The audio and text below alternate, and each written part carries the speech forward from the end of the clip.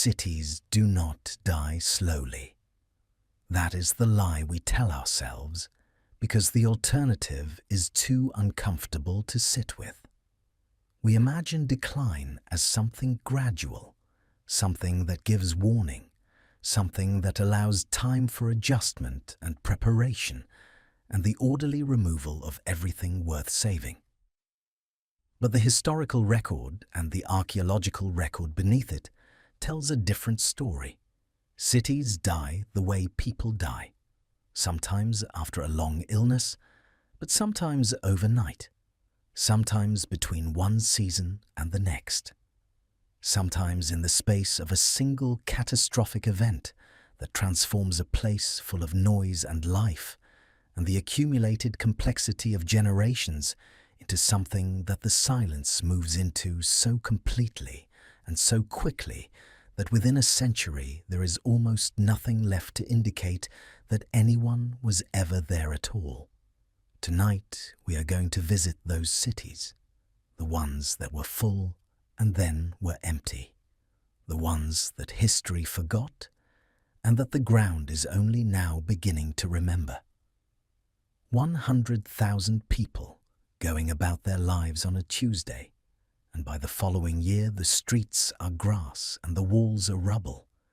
and the name of the place is fading from the memory of the people who used to live there. If this is the kind of history that keeps you up at night, or more accurately, the kind that helps you drift off into something deeper and more vivid than ordinary sleep, then this channel is exactly where you should be. Subscribe if you have not already. It costs nothing, and it means that the next time we walk through a lost world together, you will actually be there for it. Hit the bell. Leave a comment when we are done. Now, let us go. To understand what it means for a medieval city to disappear, you have to first understand what a city was in the medieval world and what it meant for the people who lived in one. A city was not simply a large settlement. It was an idea. It was the physical expression of a civilization's confidence in its own continuity, the statement made in stone and timber and the accumulated investment of generations that the people who built this place expected it to last. Every wall was a bet on the future.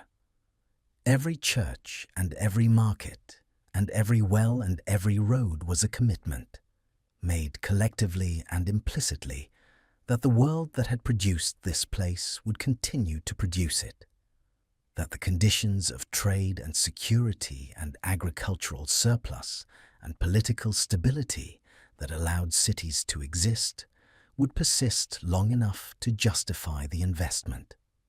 When cities disappeared, they did not simply lose that investment. They lost the confidence that had made the investment possible in the first place. And that loss, the loss of the confidence that a place would endure, is something that the archaeology of disappeared cities preserves in ways that are both physical and almost emotional, visible in the evidence of things left behind that should have been taken, of structures abandoned before they were finished, of communities that stopped mid-sentence and never completed the thought. The late Roman and sub-Roman period, the centuries between roughly 400 and 700 AD that mark the beginning of the medieval world in Western Europe,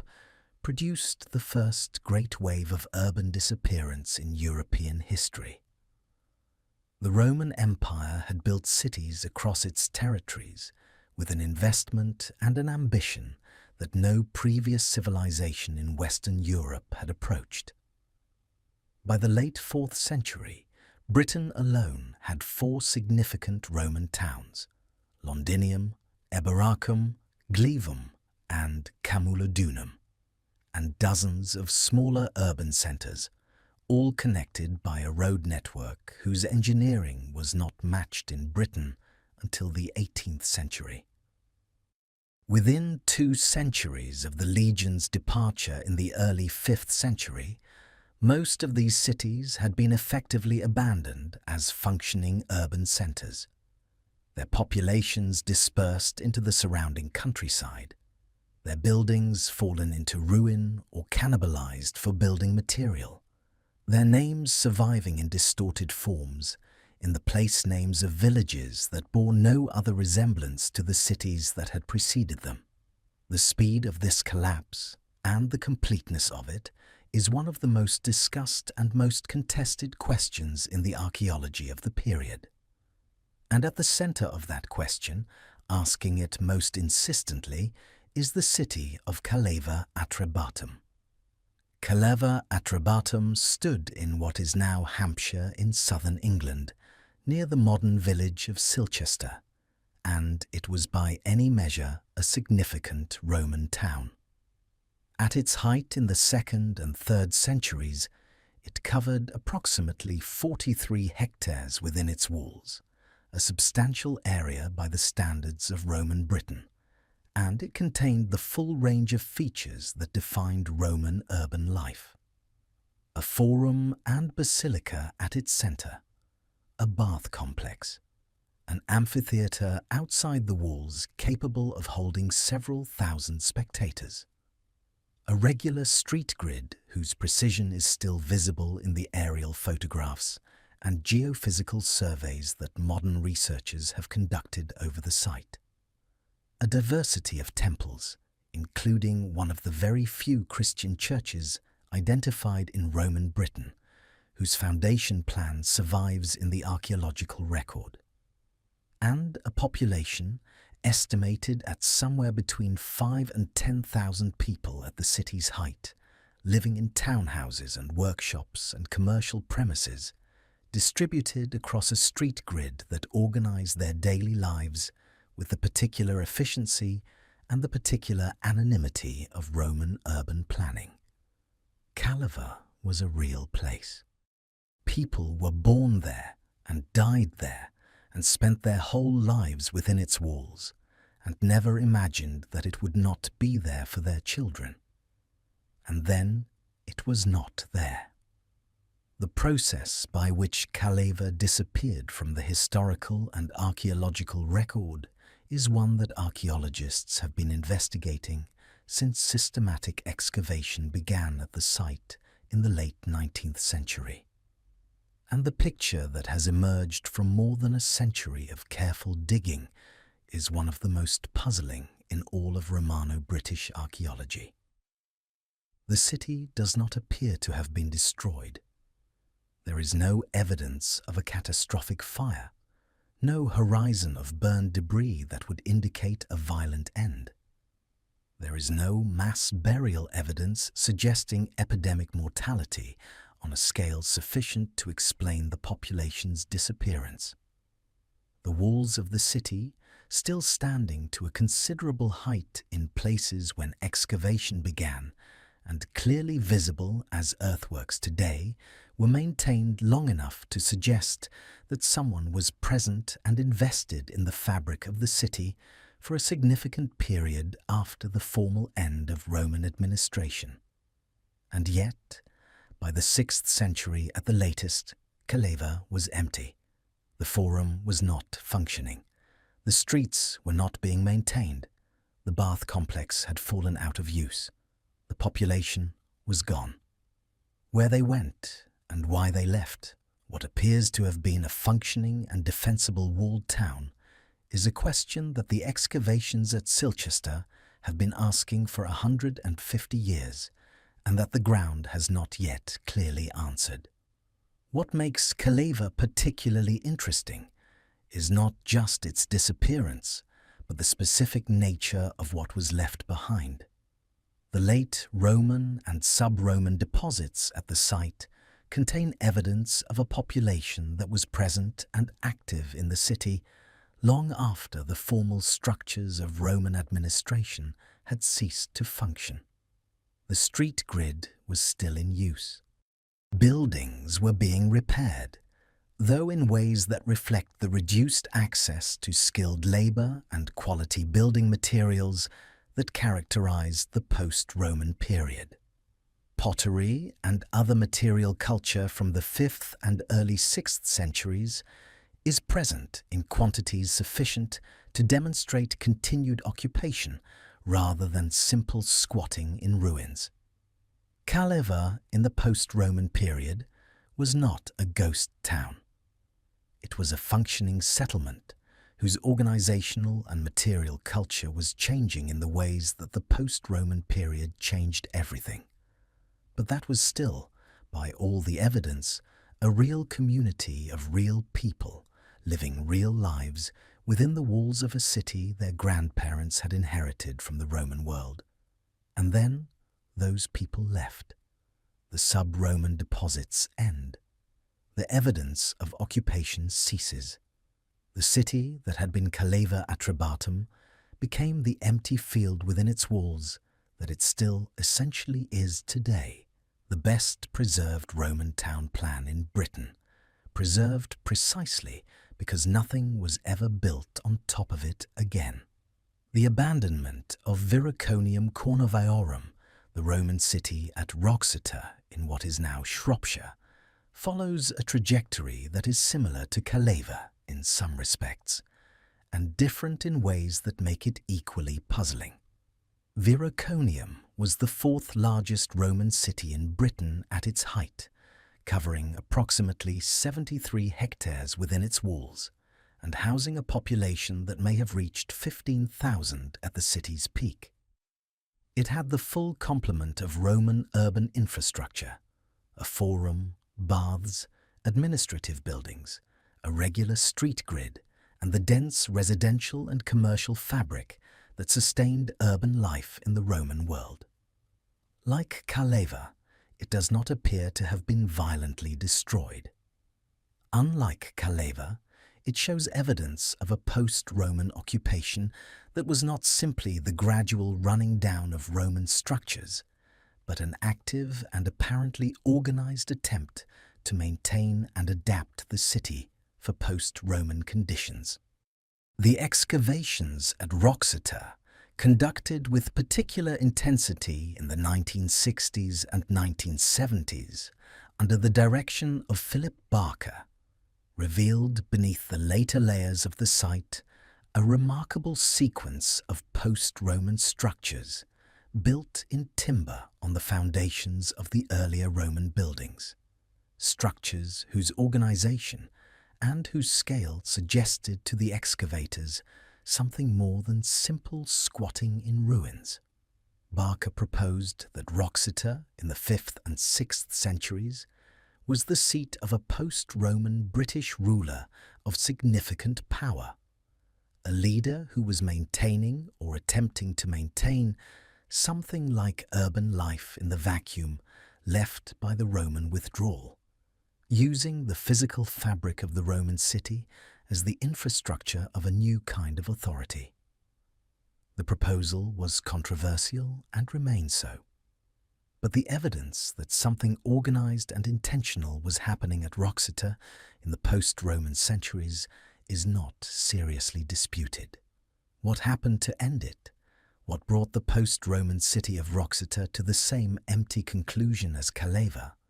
is as unclear as what ended Caleva itself. The post-Roman British city, whatever it was, and however long it lasted, disappeared without leaving a clear account of its ending. The cities of Roman North Africa present a parallel story of post-Roman urban disappearance that is in some ways even more dramatic than the British cases, because the physical remains of those cities, preserved by the dry climate of the North African coast with a completeness that the damp British soil cannot match, make the contrast between what these places were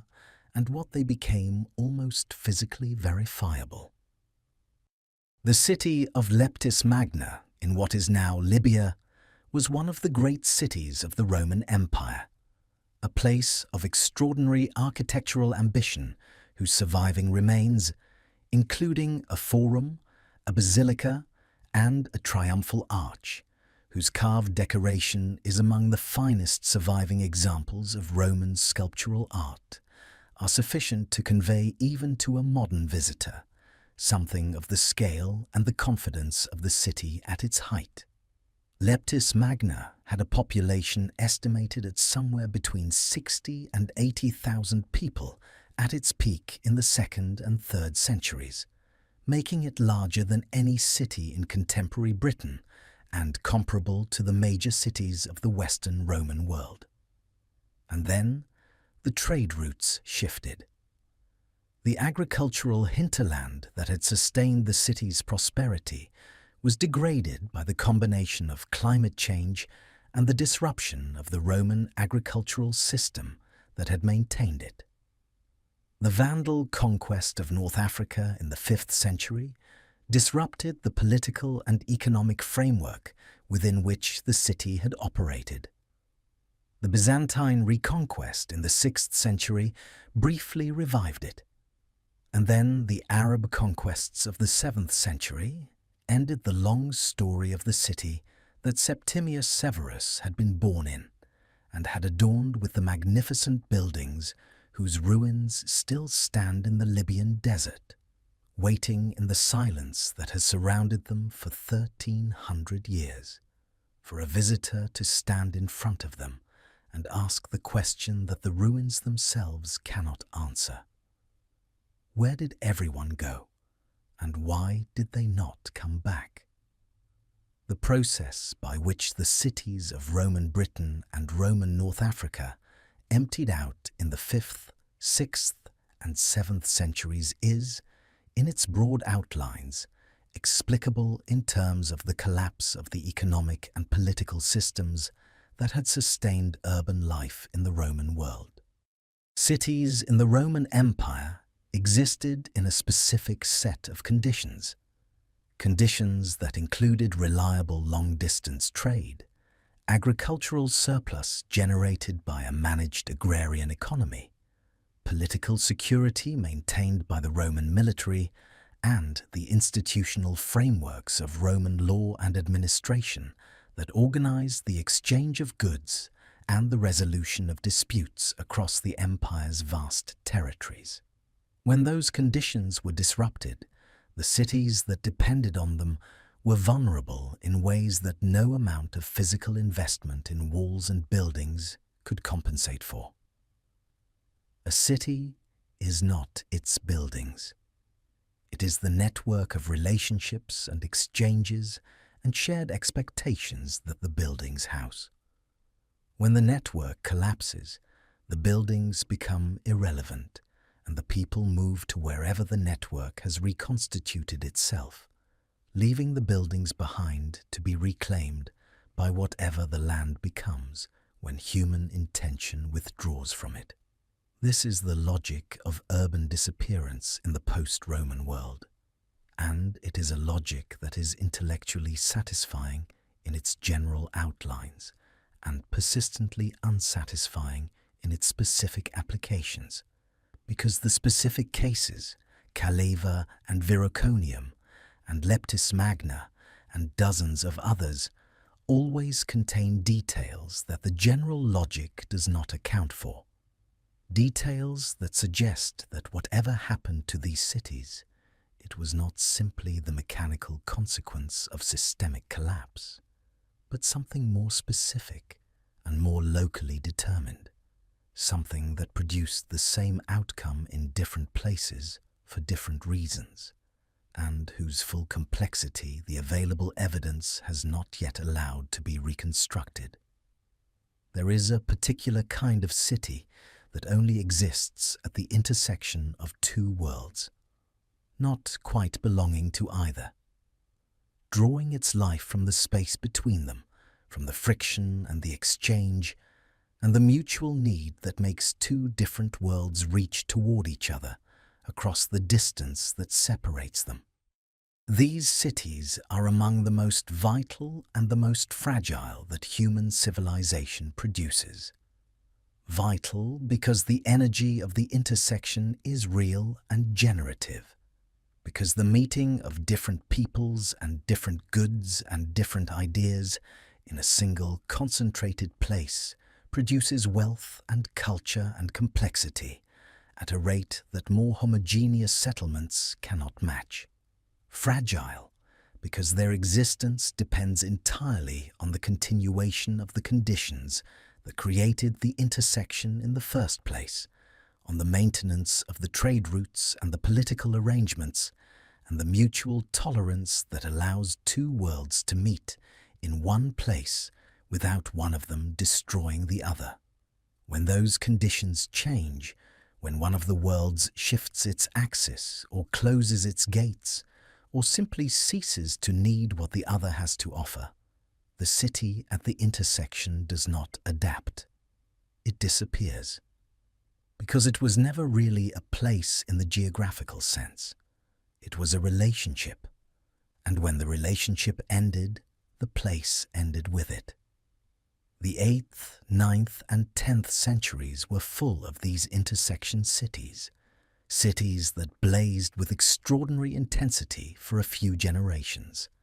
and then went dark so completely that in some cases their very locations were lost for centuries afterward,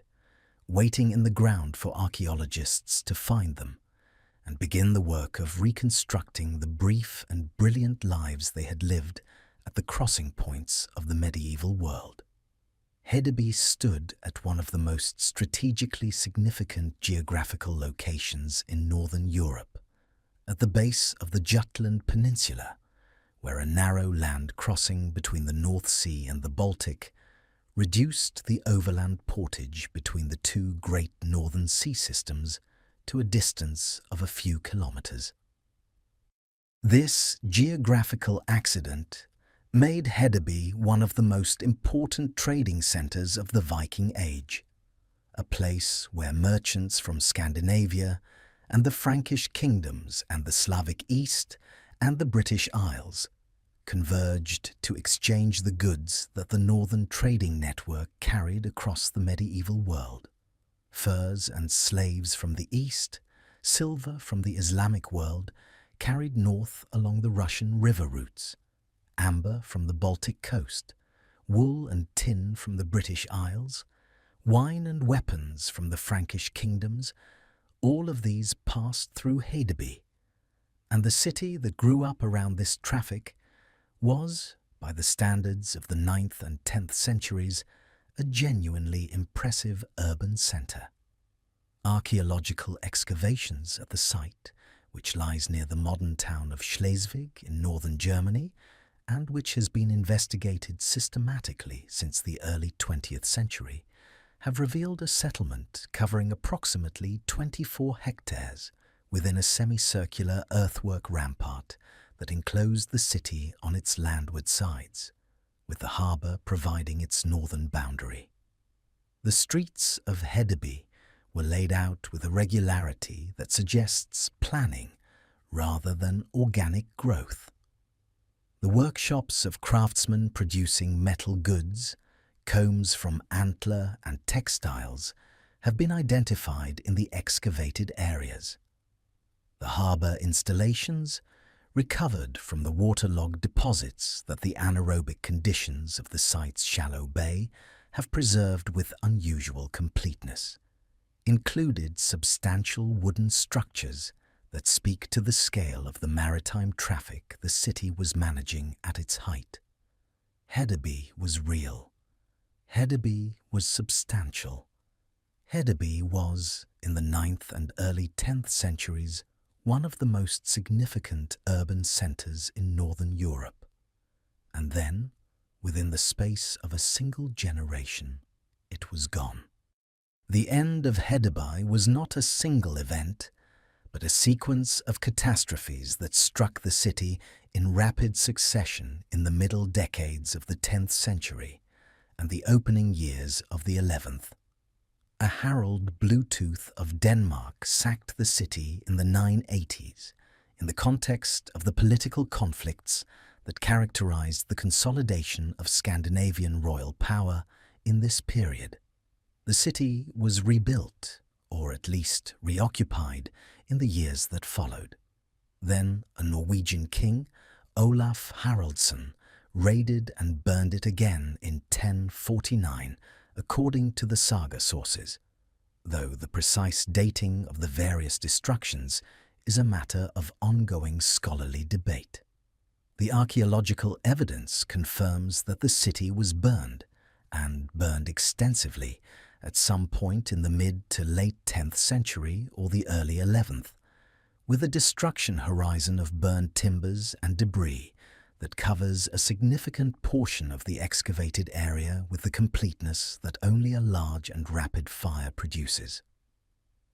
But what the archaeology also shows is that the city was not simply destroyed and abandoned. It was destroyed, and the attempt to rebuild it failed. The post-destruction deposits at Hedabai are thin and speak to a reduced and apparently struggling reoccupation rather than a genuine revival. The population that had sustained the city's trading economy had dispersed. The merchants who had made Hedabai their base of operations had found other nodes in the network, other places where the intersection of the northern trading world could be managed. The nearby town of Schleswig took over some of Hedebai's functions. But Hedeby itself, the city that had been the greatest trading center of the Viking world, was not rebuilt. The earthworks that had enclosed it became the boundaries of an empty space, and within 2 generations of the final destruction, the city had effectively ceased to exist as a functioning settlement. Today, its location is a field. A very well-excavated field with a museum nearby that does justice to what was recovered from it, but a field nonetheless. The merchants are gone. The ships are gone. The noise and the smell and the extraordinary cosmopolitan energy of a place where a Frankish wine merchant and a Rus slave trader and an English wool dealer might all be conducting business within earshot of each other on the same afternoon have been replaced by grass and the quiet of the Schlei Fjord. The city of Dunwich on the Suffolk coast of England presents a different kind of disappearance, one that was not the result of military destruction or the collapse of a trading network, but of something older and more patient and ultimately more inexorable than either. Dunwich was, in the early medieval period, one of the most significant towns on the east coast of England, a place of sufficient importance to be the seat of a bishop in the early years of the English Church and a substantial centre of maritime trade throughout the Anglo-Saxon and early Norman periods. The Domesday Survey of 1086, compiled for William the Conqueror 20 years after the Norman conquest, records Dunwich as a prosperous town with a significant fishing fleet, multiple churches, and a population that made it one of the larger settlements in East Anglia. It was a place with a future, or at least it appeared to be. What Dunwich had, beneath its prosperity and its episcopal dignity and its busy harbour, was a problem.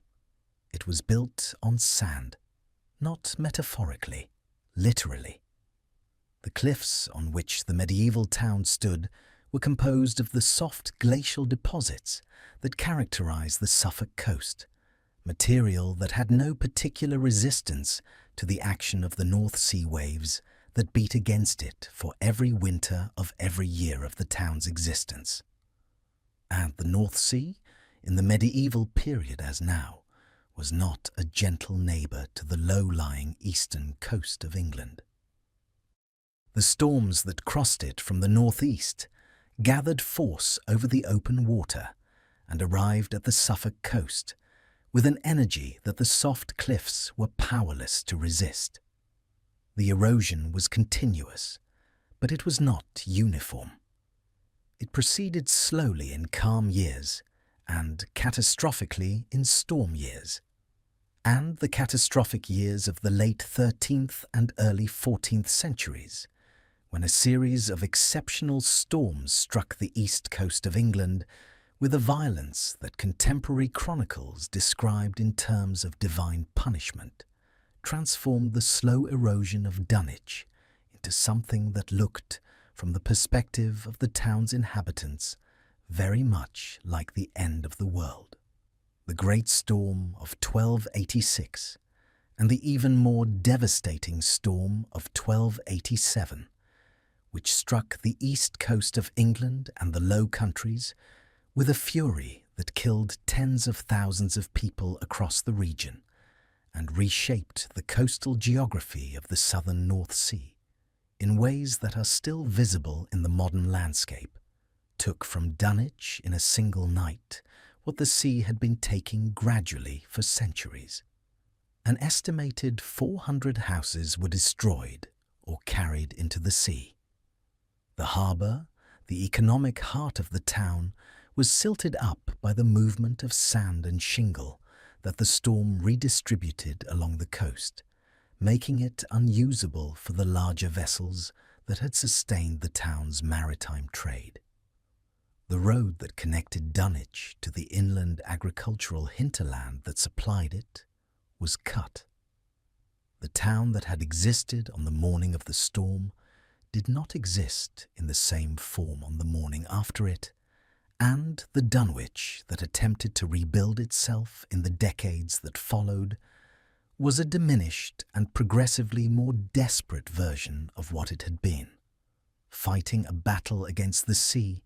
that it was always going to lose, and that it knew it was going to lose,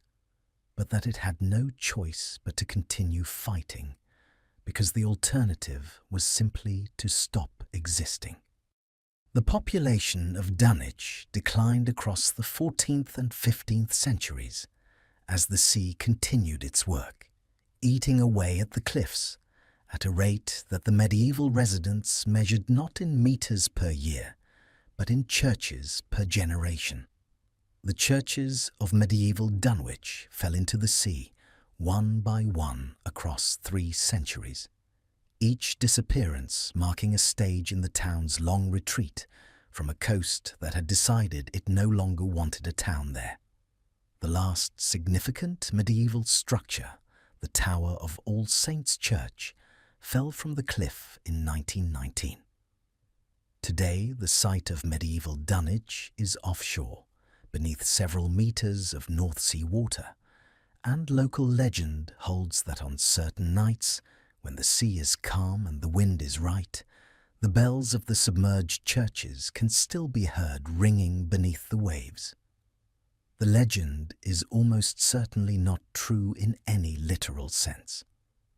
but it preserves something real about what it meant to watch a city walk into the sea and not come back. The particular grief of a disappearance that was witnessed, that was slow enough to be experienced in full,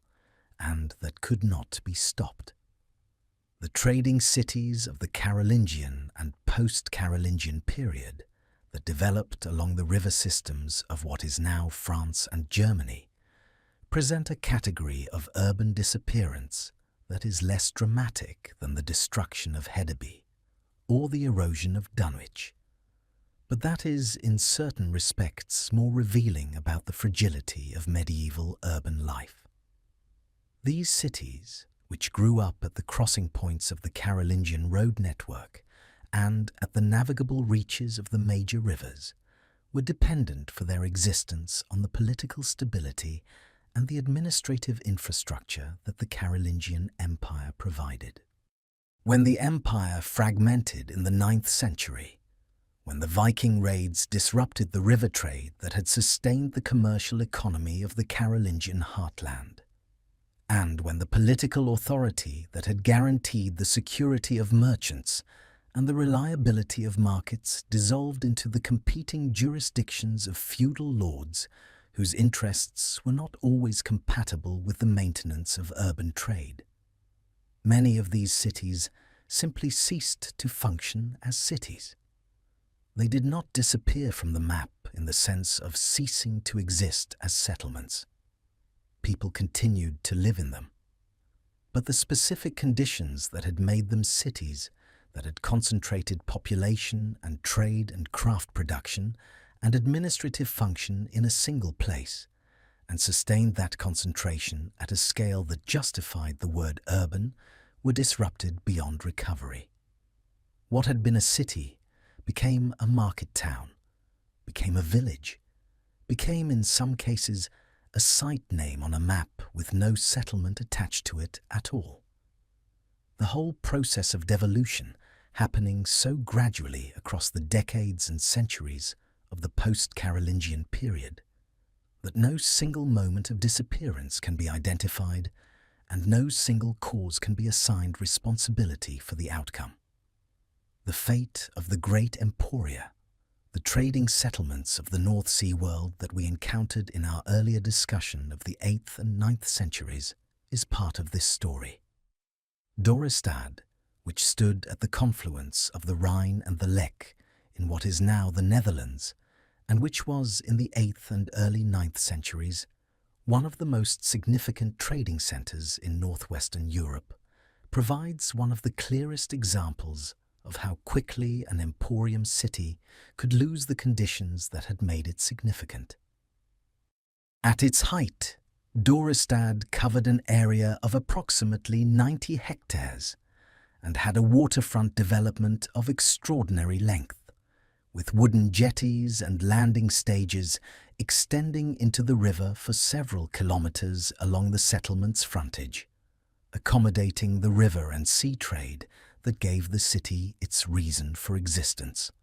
Frankish coins minted at Dorestad circulated across the North Sea world as one of the standard currencies of the period, and the volume of that coinage is a measure of the economic significance that the city had achieved by the early 9th century. Then the Vikings came. Dorestad was raided in 834, in 835, in 836, and in 837, 4 attacks in 4 consecutive years that the annals of Saint-Bertin record with a weariness that suggests the chronicler was as exhausted by the repetition of the disaster as the city's inhabitants must have been. The raids did not destroy Dorestad in a single catastrophic event. They disrupted it. They made it unsafe for merchants to use. They reduced the confidence of the trading network in the city's ability to provide the security that trade required. And while the raids were doing their work of disruption, the Rhine itself was shifting its course in ways that progressively reduced the depth of water at Dorestad's harbour, making it less accessible to the larger vessels that the North Sea trade depended upon. The combination of Viking disruption and hydrological change was enough. By the late 9th century, Dorestad was no longer functioning as a significant trading centre. By the 10th century, it had disappeared from the sources as a place of any significance at all. The city that had minted coins that circulated from Britain to Scandinavia to the Frankish heartland became a place name in a flat Dutch landscape that gave no indication to anyone who did not know to look for it that anything of significance had ever been there. The cities of the Islamic world that developed in the territories of Al-Andalus, the Muslim-controlled regions of the Iberian Peninsula during the 8th and 9th centuries, include several whose disappearance in the subsequent centuries of the Reconquista has left physical traces that the archaeology of medieval Spain is only now beginning to investigate with the sophistication they deserve. The city of Medina Azahara, built by the Caliph Abd al-Rahman III, beginning in 936, on a hillside outside Cordoba, as a palace city that would embody the power and the cultural ambitions of the Umayyad Caliphate of Cordoba, was one of the most ambitious urban projects of the 10th century Mediterranean world. Contemporary sources describe a city of extraordinary luxury and complexity, with palaces and gardens and administrative buildings whose decoration in marble and carved plaster and intricate tilework expressed a level of artistic ambition and technical skill that was without parallel in the contemporary Christian North. The city was built within a decade, populated by the administrative and military apparatus of the Caliphate, and then destroyed within another decade when the Caliphate itself collapsed in the civil wars of the early 11th century, known as the Fitna. Medina Azahara was sacked and burned in 1010, and the sacking was so thorough and the destruction so complete that the city's location was lost for 9 centuries. It was rediscovered by accident in 1910, and the excavations that have been conducted at the site since then have revealed the extent of both its original ambition and the completeness of its destruction. A city that took 10 years to build and was inhabited for barely 60 was destroyed so thoroughly that its very existence was forgotten for almost a millennium. What the excavations have recovered from beneath the fields that covered it for 9 centuries is extraordinary. What they have confirmed about the speed with which the most ambitious human projects can be undone is perhaps more extraordinary still. The Norse settlements of the North Atlantic, established in the 9th and 10th centuries in Iceland, Greenland, and briefly in North America,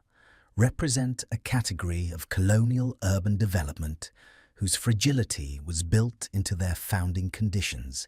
in ways that the settlers who made them did not fully understand or could not have anticipated. The settlement at Lance-aux-Meadows in Newfoundland, the only confirmed Norse site in North America, was occupied for a period that archaeological evidence suggests was brief, perhaps a decade or 2 at most, before it was abandoned in circumstances that the archaeological record illuminates without fully explaining. The site shows evidence of organized settlement activity, of buildings constructed in the Norse style, of metalworking and ship repair, of the kind of infrastructure that a permanent or at least sustained occupation would require. It also shows evidence of abandonment that appears to have been relatively orderly, with the buildings maintained until the moment of departure rather than simply walked away from in crisis. The Norse who left Lance-aux-Meadows were not fleeing disaster, or at least the archaeology does not suggest disaster as the primary explanation for their departure. They were leaving a place that had not become what they needed it to become, a viable, permanent settlement in a landscape that their agricultural practices and their social organization were not adequate to sustain in the long term in the face of the indigenous populations and the environmental conditions that the New World presented. They went back to Greenland, and they did not come back. The settlement at Lance-aux-Meadows became a set of grass-covered mounds in a Newfoundland meadow that no European eye saw again for 9 centuries, until the Norwegian explorer Helge Ingstad and his wife Anne Stein Ingstad found it in 1960 and began the excavations that confirmed what the Norse sagas had been describing all along. A city, even a small one, had been there, and then it had not been there. And the gap between those 2 states, measured in centuries of silence and grass, is the peculiar signature of the medieval world's most distant and most ephemeral urban experiment. There is a specific kind of madness that drives people to build cities in places where cities have no right to exist, in deserts without water, on coastlines that the sea is slowly consuming, in mountain passes where the winter kills half of everything that tries to survive it, in territories that 3 different armies are simultaneously claiming as their own. The cities of the 11th and 12th centuries include some of the most extreme examples of this madness that history records. Places built not because the conditions were favorable, but because the will to build them was strong enough to temporarily override the conditions, to impose human intention on a landscape that had not invited it, and that would, given enough time, assert its own priorities over those of the people who had arrived with their stones and their mortar, and their conviction that this time, in this place, the city they were building would last. The Crusader states of the Eastern Mediterranean are the most vivid example of this phenomenon in the medieval world, but they are not the only one. The 11th and 12th centuries produced across the breadth of the medieval world a series of cities that were built with extraordinary ambition and abandoned with extraordinary speed. Cities whose entire existence from founding to desertion sometimes fit within a single human lifetime. Cities that were full of people and noise and the complicated business of urban life for long enough to leave a significant archaeological record and short enough to leave almost no cultural memory. Tonight, we walk through some of them. We walk through the streets when they were still streets and not ruins. And then we watch the silence move in. The Crusader states, established in the aftermath of the First Crusade's capture of Jerusalem in 1099, created in the space of a few decades a series of urban centers in the Levant whose character was unlike anything else in the medieval world. They were colonial cities in the fullest sense, built by people who had come from somewhere else and who understood themselves to be holding territory that belonged to a different civilization, maintaining their presence by force in a landscape that had not invited them and that surrounded them on all sides with populations and powers that wanted them gone. The cities of the Crusader states, Jerusalem itself, Acre, Caesarea, Jaffa, Antioch, Tripoli, Tyre,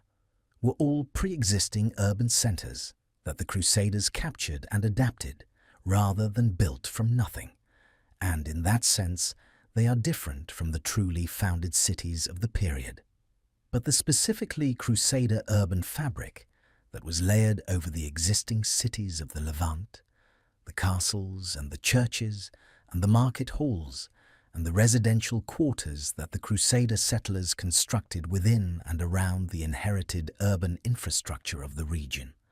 represents a distinct and, in many cases, extraordinarily well-preserved category of medieval urban archaeology. And what the archaeology of the Crusader cities most consistently reveals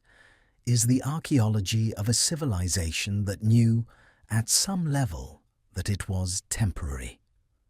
The fortifications were built with an intensity that reflects genuine fear. The churches were constructed with a speed that suggests urgency rather than confidence. The domestic and commercial architecture of the Crusader cities has a provisional quality, a sense of investment calibrated to a time horizon that was shorter than the time horizon that the great cathedral builders of contemporary France and England were working with. The people who built these cities were not building for eternity. They were building for as long as they could hold on. The city of Caesarea Maritima, on the Mediterranean coast of what is now Israel, presents one of the most archaeologically rich examples of Crusader urban life and Crusader urban disappearance available for study. The city had a long history before the Crusaders arrived, founded by Herod the Great in the 1st century BC as a major port city and serving as the administrative capital of Roman Palestine before passing through Byzantine and then early Islamic rule in the centuries that followed. When the Crusaders captured it in 1101, they inherited a city that had already accumulated 1,000 years of urban history, and the Crusader occupation added its own distinctive layer to that accumulated history in the form of a cathedral built over an earlier mosque, which had itself been built over an earlier Byzantine church, of a Crusader fortification that enclosed a significantly reduced area compared to the earlier Roman and Byzantine city, and of a residential and commercial fabric whose archaeological remains have been extensively investigated in recent decades by the Caesarea Ancient Harbour Excavation Project and subsequent research programs. The Crusader city of Caesarea was captured by Saladin in 1187, retaken by the forces of the Third Crusade, lost again,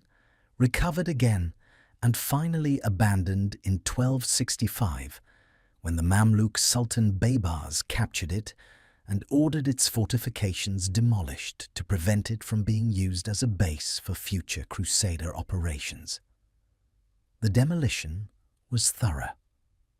The population that had sustained the city's urban life departed with the Crusader military presence that had made their occupation of the territory possible. Within a generation, the city that had been continuously occupied for 13 centuries was empty, its harbour silting up, its walls reduced to rubble, its streets reverting to the sandy soil that the Mediterranean climate was perfectly capable of reclaiming once the human effort that had been holding it back was withdrawn. The inland Crusader fortresses, the great castles built by the military orders and the Crusader nobility to control the roads and the agricultural territories of the Latin East, produced around themselves urban settlements whose existence was entirely dependent on the military and administrative function of the fortress they served, and whose disappearance was correspondingly rapid when that function ceased. Crac des Chevaliers, in what is now Syria, perhaps the most impressive surviving Crusader fortress in the world, was surrounded in its period of active occupation by a dependent settlement of craftsmen, merchants and agricultural workers whose material needs the fortress generated and whose presence in turn sustained the fortress's ability to function as a self-sufficient military installation in a hostile landscape. The settlement is largely gone now, its physical traces reduced to the kind of low earthworks and surface scatters of medieval pottery that the trained eye of an archaeologist can identify, but that the casual visitor sees as nothing more than the irregular terrain surrounding a spectacular castle. The people who lived in that settlement, who made their lives in the shadow of the great walls and organized their existence around the rhythms of the military establishment that dominated their landscape, disappeared with the same completeness as the physical traces of their houses. They left because the fortress was no longer viable as a center of Crusader military power. They had nowhere else to go that the same process of strategic withdrawal would not eventually reach. The settlement around Crac des Chevaliers is one of hundreds of similar dependent urban communities across the Crusader territories, whose existence the archaeological record confirms and whose disappearance it records with the same quiet thoroughness that the natural processes of erosion and accumulation bring to everything that human beings build and then abandon. The city of Ani, in what is now northeastern Turkey, close to the border with Armenia, is one of the medieval world's most haunting urban ruins and one of its most instructive examples of the speed with which a great city can empty. Ani was the capital of the Bagratid Armenian kingdom, and at its height in the late 10th and early 11th centuries, it was one of the largest cities in the medieval world, with a population estimated by various scholars at between 100,000 and 200,000 people, making it comparable in scale to Constantinople and significantly larger than any contemporary city in Western Europe. The physical evidence of its size and its ambition is still visible in the ruins that cover the plateau above the Equurian river gorge, where the shells of churches and palaces and the remains of the great double walls that enclose the city stand in a silence so complete and so absolute that the contrast with what the city must have been at its height is almost impossible to fully absorb. Ani had everything. It had defensive walls whose engineering was sophisticated enough to withstand the military technology of the period.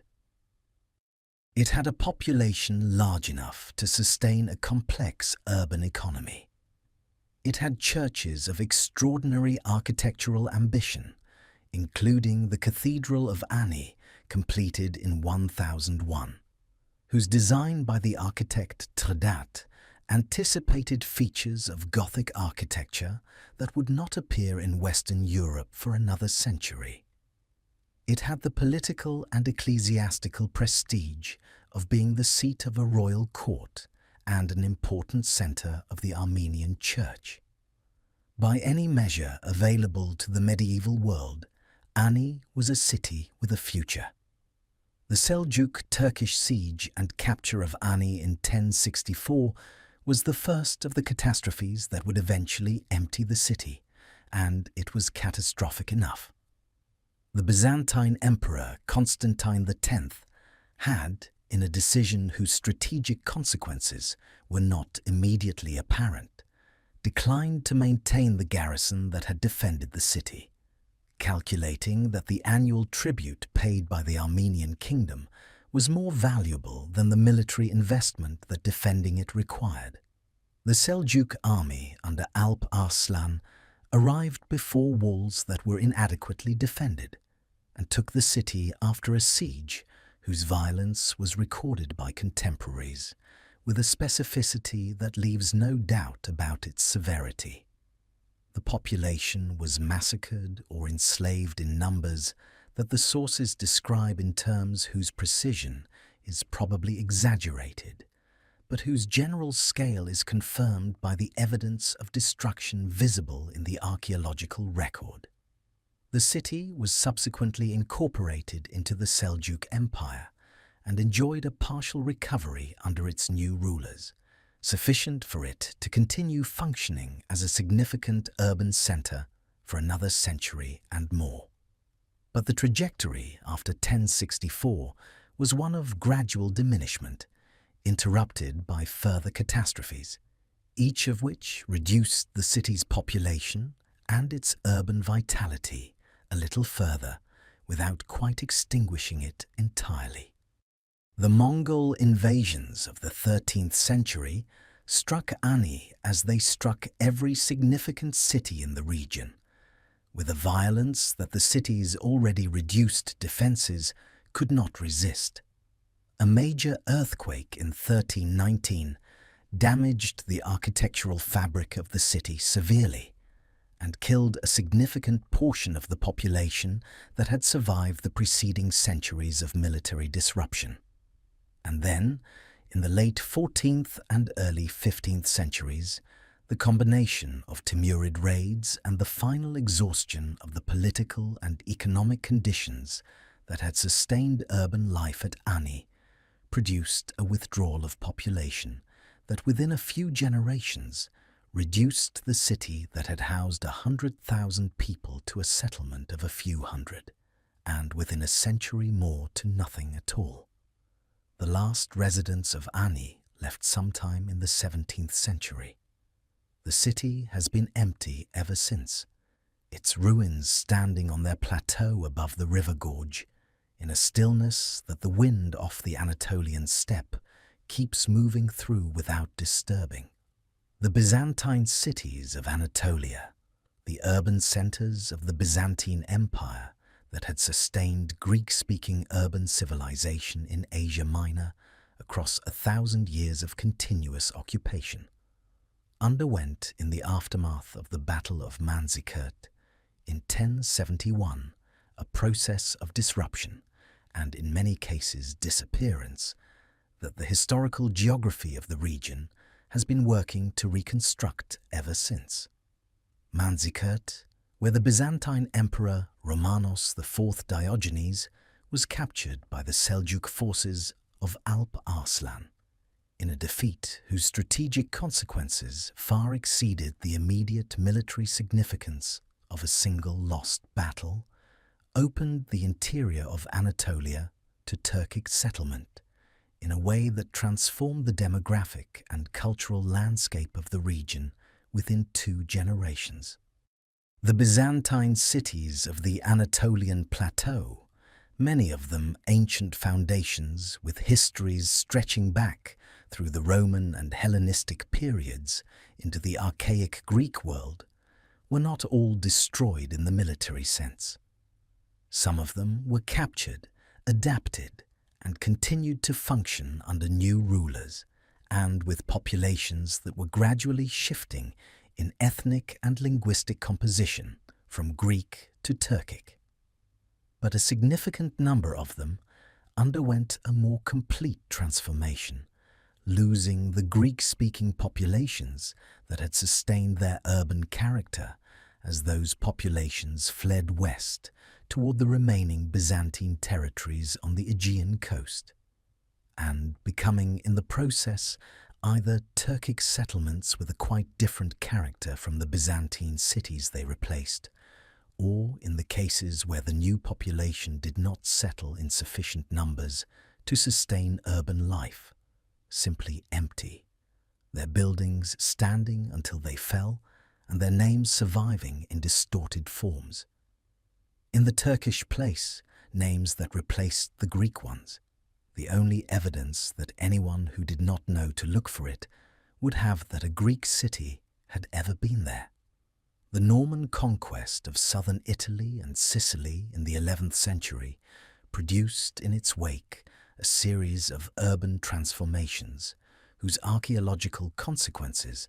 are only now being systematically investigated. The cities that the Normans captured in their progressive conquest of the peninsula and the island were in most cases pre-existing settlements of considerable antiquity, and the Norman impact on them was not primarily one of destruction, but of reorganization, the imposition of a new political and military authority on an existing urban fabric that the Normans adapted for their purposes, rather than replacing entirely.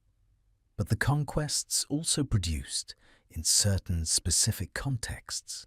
the disappearance of settlements that had flourished under the previous political order and that did not survive the transition to Norman rule. The small Byzantine and Lombard urban centers that had developed in the interstices of the fragmented political landscape of pre-Norman southern Italy, dependent for their prosperity on the specific local conditions of trade and production and political protection that the pre-Norman order had provided, found those conditions disrupted in ways that their small size and their limited economic base left them unable to adapt to. The archaeology of these lost small cities of pre-Norman southern Italy is one of the least studied aspects of medieval Italian archaeology, partly because the sites are numerous and distributed across a large area, and partly because the urban archaeology of Italy has historically concentrated on the great cities whose histories are continuous from the ancient world to the present. The small cities that disappeared in the Norman conquest, whose names survive in the documentary record, and whose locations have in some cases been identified by surface survey and geophysical prospection without being extensively excavated, represent a dimension of the Norman transformation of southern Italy that the historical literature has not yet fully reckoned with. The cities of the crusading movement in the Baltic, established by the Teutonic Knights and other crusading orders in the course of the forced Christianization of the pagan Baltic and Slavic peoples of the northeastern European coast in the 12th and 13th centuries are a category of medieval urban foundation whose circumstances of creation were as violent as anything the Crusader states of the Levant produced, and whose subsequent history was in many cases equally turbulent.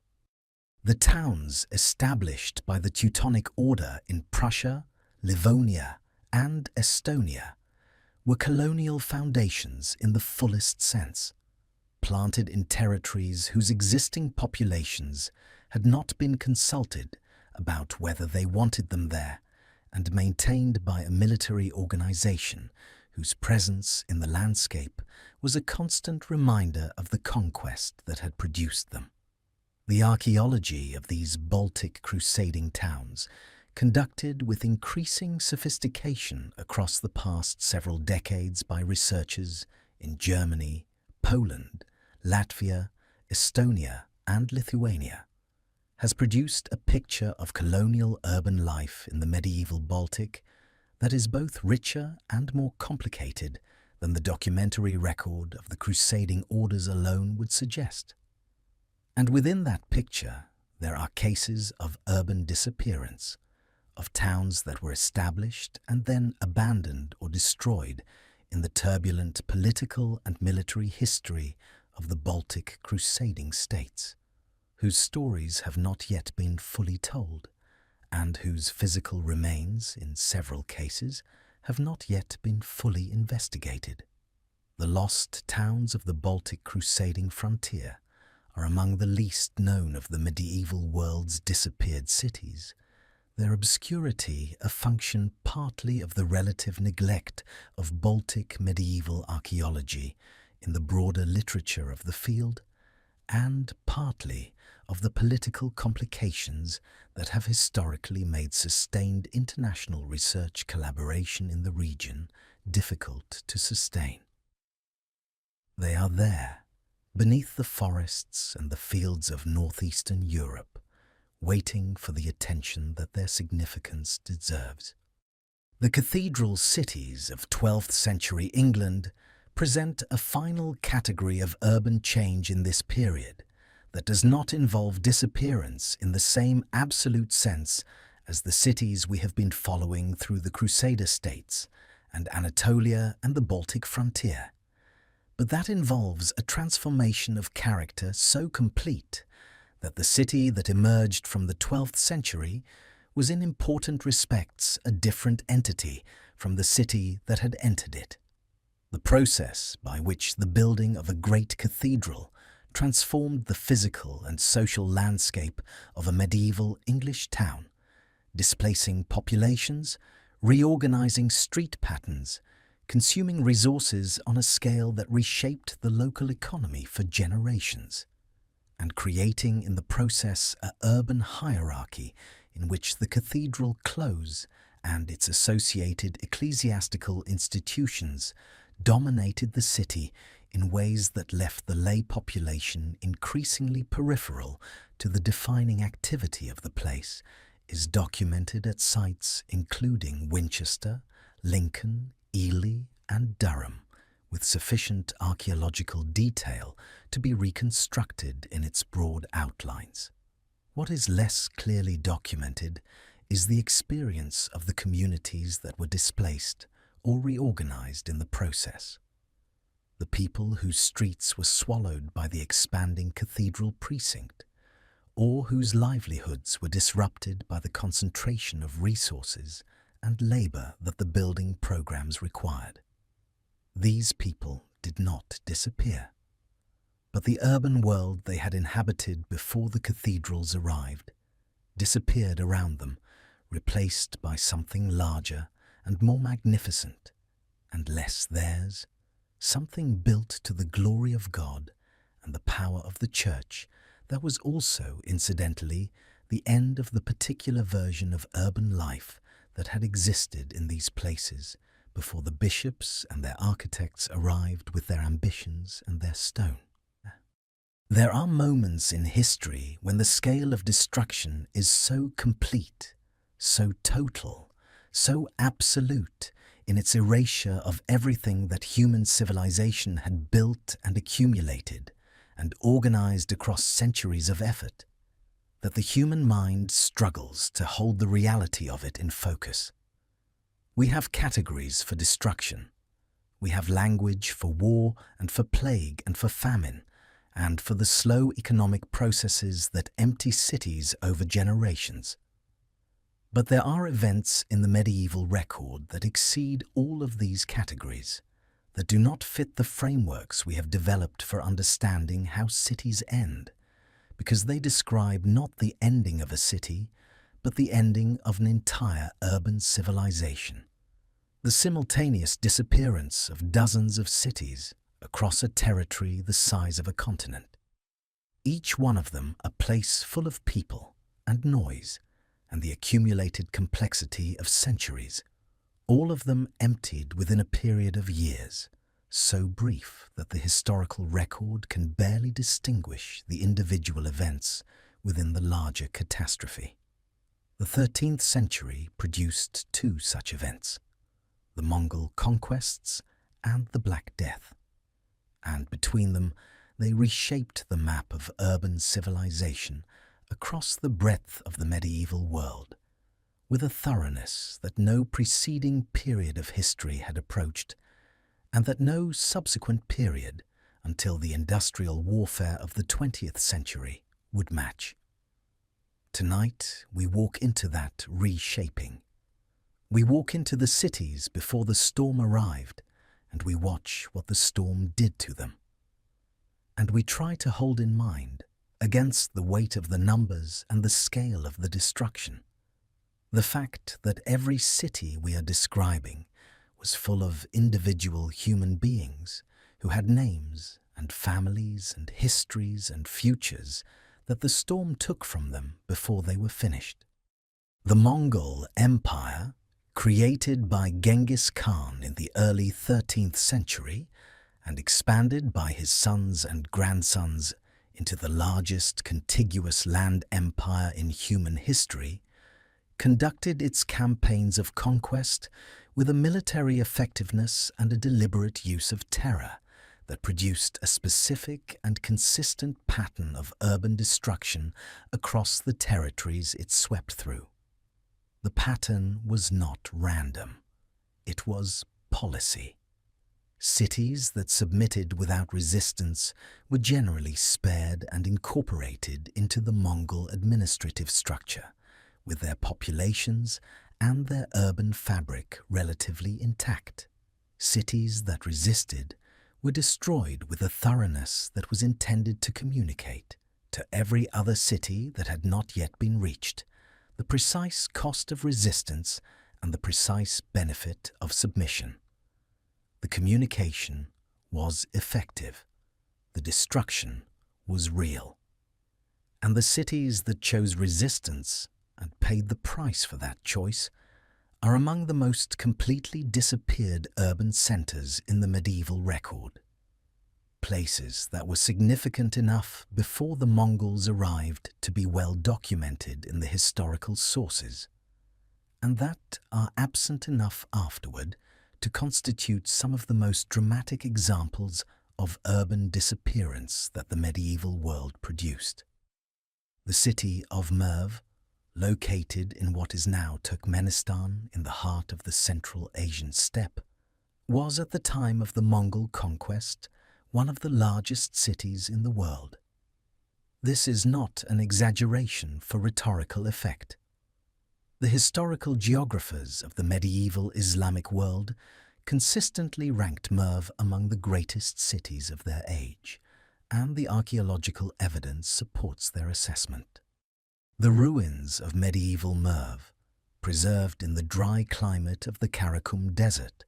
with an extent and a completeness that the surveyors of the International Merv Project have been mapping since the 1990s,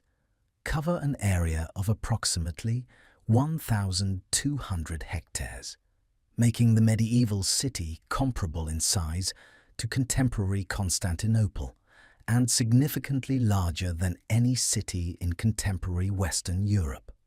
Merv had been a significant urban centre since the Achaemenid Persian period, had been conquered by Alexander the Great, had flourished under the Parthians and the Sassanids, had been transformed by the Arab conquest of the 7th century into a major center of Islamic civilization, and had reached its medieval apogee under the Seljuk sultans of the 11th and 12th centuries, when it served as the capital of the Seljuk Empire and attracted scholars, craftsmen and merchants from across the Islamic world.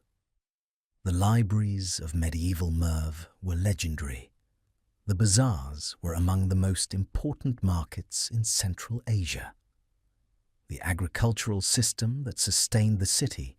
an elaborate network of irrigation canals drawing water from the Murghab River across the surrounding desert, was one of the engineering achievements of the medieval world, transforming what would otherwise have been uninhabitable desert into the most productive agricultural land in the region. Merv was not simply a city. It was the center of a civilization, the physical expression of centuries of accumulated human investment in the project of making the Central Asian desert habitable and productive. The Mongol army under Tolui, the youngest son of Genghis Khan, arrived before the walls of Merv in February of 1221. The city's governor, recognizing the futility of resistance against a force that had already demonstrated its willingness and its ability to destroy cities far more formidable than Merv, negotiated a surrender. The terms of the surrender, as they were understood by the city's population, involved the preservation of lives in exchange for compliance. The Mongols had a different understanding of what the surrender terms meant, or chose to apply a different understanding once the city had been secured and disarmed. The population of Merv, estimated in the sources at figures that range from several 100,000 to over 1 million, and that modern historians consider almost certainly exaggerated, but that clearly indicate a very large urban population, was ordered outside the city walls. Over the following days, the Mongol forces killed them. The Persian historian Juzjani, writing within living memory of the event, described the aftermath in terms that suggested the complete destruction of the city's population. The numbers he gives are impossible to verify and almost certainly inflated, as medieval casualty figures consistently are. But the general picture of catastrophic mass killing is confirmed by multiple independent sources and by the archaeological evidence of the site itself, which shows a destruction horizon consistent with the burning and abandonment of a major city in the early 13th century, and an absence of subsequent medieval occupation, sufficient to confirm that Merv did not recover as a functioning urban center in the period following the Mongol conquest. The irrigation system that had sustained the city was deliberately destroyed, the canals breached, and the agricultural infrastructure dismantled in a way that ensured the desert would reclaim the land even if survivors attempted to return and rebuild. The Mongols did not simply kill the people of Merv. They killed the conditions that had made Merv possible. And in doing so, they ensured that the city's disappearance would be permanent rather than temporary, that the survivors who escaped the killing would find, if they returned, not a damaged city capable of being rebuilt, but a desert that had already begun the process of reclaiming everything that the centuries of human effort had won from it. The city of Urgench, the capital of the Khwarezmian Empire that controlled Central Asia in the years immediately before the Mongol conquest, was the other great urban center of the region to be destroyed in the campaigns of 1220 and 1221. And its destruction followed a pattern similar to Merv's, in its thoroughness and its deliberateness, while differing in its specific circumstances in ways that the historical record preserves with unusual detail. Urgench resisted the Mongol siege for several months, a resistance that was both militarily impressive and, in terms of the consequences it produced, catastrophically counterproductive. The Mongol response to prolonged resistance was always the same. When the city finally fell, the destruction was total. The population was killed in the same methodical way that the sources describe at Merv and at the other great cities of Central Asia that chose resistance over submission. The Amu Darya River, whose waters had sustained the city's agricultural hinterland, was diverted by the Mongols after the conquest, flooding the lower city and making the site uninhabitable for years. The combination of mass killing and deliberate environmental destruction produced at Urgench, as at Merv, a disappearance that was not the gradual decline of a city losing its economic rationale, but the sudden and violent erasure of a place that had been fully alive and fully functioning on the day before the Mongols arrived. The old Urgench, the pre-Mongol city that had been one of the great centers of Islamic civilization in Central Asia, never recovered. A new city was eventually built nearby, but it was a different place with a different population and a different history, and the old city remained in the ground, waiting for the archaeologists who would eventually come to document the extent of what had been lost. The Mongol invasion of Eastern Europe in 1241, conducted by the forces of Batu Khan and the brilliant General Subutai, produced a wave of urban destruction across Poland, Hungary, and the territories of the Kievan Rus that fundamentally altered the demographic and political landscape of the region. The city of Kiev, which had been one of the most significant urban centers in Eastern Europe in the 10th and 11th centuries, the capital of the Kievan Rus state and a city of considerable size and cultural ambition, was attacked and destroyed by the Mongol forces in December of 1240 in a siege whose violence was recorded by multiple contemporary sources. The Franciscan friar Giovanni da Pian del Carpine, who passed through Kiev in 1246 on his way to the Mongol court, described a city whose destruction was still visible 5 years after the siege in terms that convey something of the scale of what had happened. He described innumerable skulls and bones of dead men lying upon the ground, and he estimated that scarcely 200 houses remained standing in a city that had previously contained thousands. The Kiev that emerged from the Mongol destruction was a shadow of the Kiev that had preceded it, reduced from one of the great cities of the medieval world to a provincial town that would not recover its former significance for several centuries. The urban civilization of the Kievan Rus, which had been building itself with considerable ambition across the 10th and 11th centuries, and which had produced in Kiev and in cities like Novgorod and Vladimir architectural and cultural achievements of real distinction,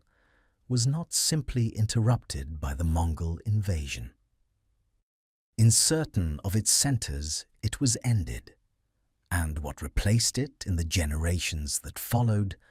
was built on foundations that the Mongol destruction had made permanently less stable than what had preceded it.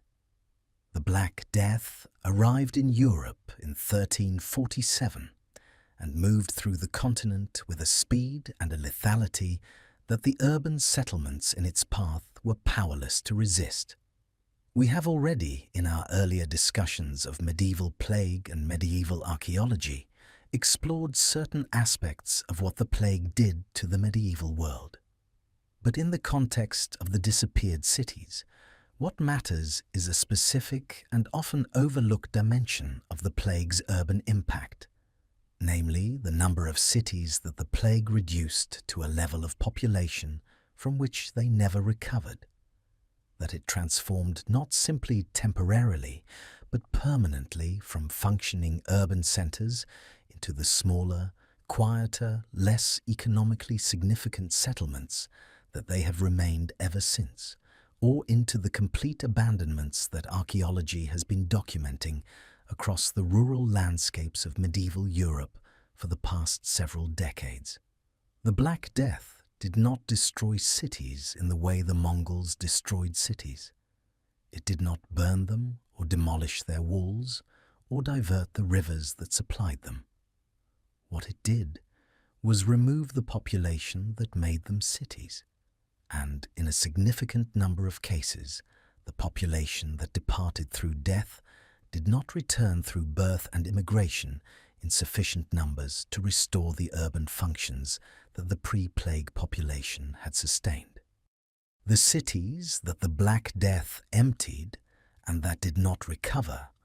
are among the most archaeologically interesting examples of urban disappearance in the medieval record, precisely because the physical fabric of the city survived, while the social and economic life that had animated it did not, leaving behind a set of empty buildings in a landscape that had lost the network of relationships and exchanges that had made those buildings meaningful. The city of Winchester in southern England is a case that illustrates this pattern with particular clarity. Winchester had been one of the most significant urban centres in medieval England, the ancient capital of the West Saxon kingdom, the city where the royal treasury was kept and where the Domesday Book was compiled, a place of genuine urban importance whose decline over the course of the 14th and 15th centuries reduced it from one of England's great cities to a prosperous but essentially provincial market town. The Black Death struck Winchester with particular severity in 1348 and 1349, and the demographic impact of the plague on the city's population was severe enough to alter permanently the economic conditions that had sustained its urban significance. The cloth trade that had been one of the engines of Winchester's medieval prosperity relocated over the following century to other centres better positioned to supply the changed markets of the post-plague economy. The administrative functions that had made Winchester a place of national importance migrated progressively to London, which the plague had also struck hard, but whose size and economic complexity gave it a resilience that smaller centres could not match. Winchester did not disappear. It is still there, still a city, still inhabited, its medieval cathedral still standing above its medieval streets. But the Winchester that emerged from the 14th century was not the Winchester that had entered it, and the city that had been one of the great centres of Anglo-Saxon and early Norman England had become, by the 15th century, something substantially less than what it had been, its urban fabric contracting within the boundaries that the pre-plague city had filled. The empty spaces where houses and workshops and commercial premises had stood. Before the plague took their inhabitants becoming gardens and open ground that the reduced post-plague population had neither the numbers nor the economic incentive to rebuild upon. The Hanseatic League, the trading confederation that dominated the commerce of the North Sea and Baltic worlds from the 13th through the 15th centuries, created in the course of its expansion a network of trading cities whose prosperity was entirely dependent on the maintenance of the specific trade routes and the specific political arrangements that the League managed. The cities at the nodes of the Hanseatic network, Lübeck, Hamburg, Bruges, Danzig, Riga, Tallinn were among the most prosperous urban centres of the medieval world in their period of greatest activity, their harbours full of the ships that carried the wool and the grain, and the timber and the fish and the cloth that sustained the economies of northern Europe. But the cities at the periphery of the network, the smaller trading posts and the seasonal markets and the dependent settlements that the Hanseatic trade had called into existence in the course of its expansion, were considerably more vulnerable to the changes in trade routes and political conditions that characterized the later medieval period. When the routes shifted, when new competitors entered the markets that the League had dominated, when the political arrangements that had guaranteed the League's privileges in various territories were renegotiated or cancelled, the peripheral cities of the Hanseatic world lost their reason for existence with a rapidity that left behind abandoned harbour installations and empty warehouses, and the low earthworks of settlements whose names survive in the historical record without a corresponding presence in the modern landscape. The archaeology of the failed Hanseatic periphery is one of the less studied areas of North European medieval archaeology, and the cities that the Hanseatic trade created and then abandoned in the course of its long history are among the most completely forgotten of the medieval world's disappeared urban centres.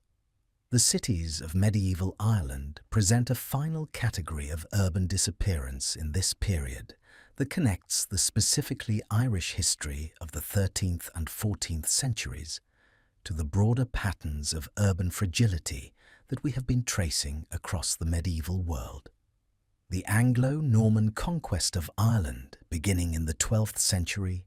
produced a programme of town foundation that transformed the Irish landscape with a speed and a comprehensiveness that the pre-Norman Irish world, which had not developed urban settlement of the continental type, had not previously experienced. The new towns of Anglo-Norman Ireland, planted in the course of the conquest and its consolidation, were colonial foundations in the same sense as the Crusader cities of the Levant, dependent for their existence on the political and military power of the colonizing force that had established them and vulnerable to any disruption of that power.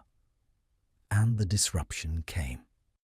The Scottish invasion of Ireland under Edward Bruce in 1315,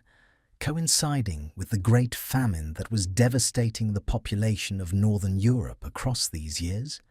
produced a military and demographic catastrophe in Ireland whose impact on the Anglo-Norman towns was severe. Many of the smaller plantation towns of the Irish Midlands and West, already struggling with the economic pressures of the famine years,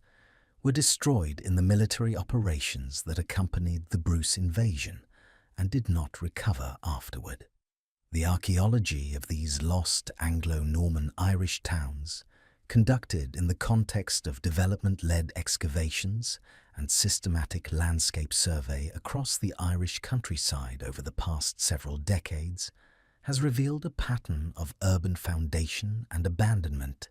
that the documentary record of the Anglo-Norman colony describes only incompletely. Towns that appear in the 13th century,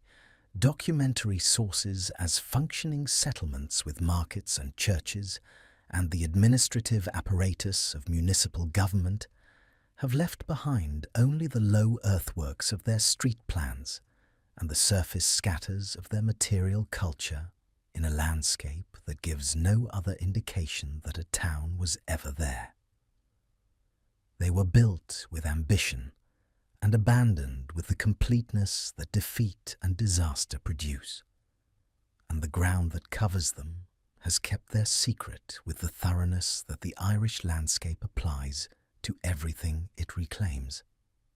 The 15th century has a quality that no other century of the medieval period quite replicates. It is the century of endings that did not know they were endings, of institutions and cities and ways of life that continued to function with complete conviction in their own permanence, right up to the moment when the ground shifted beneath them, and the permanence turned out to have been an illusion sustained by habit, and by the human refusal to believe that the world you have always known is capable of simply stopping. The fall of Constantinople in 1453 is the event that historians have most often used to mark the end of the medieval period, and it deserves that symbolic weight because it was genuinely the end of something that had been continuous for 1,000 years, the last direct institutional heir of the Roman Empire,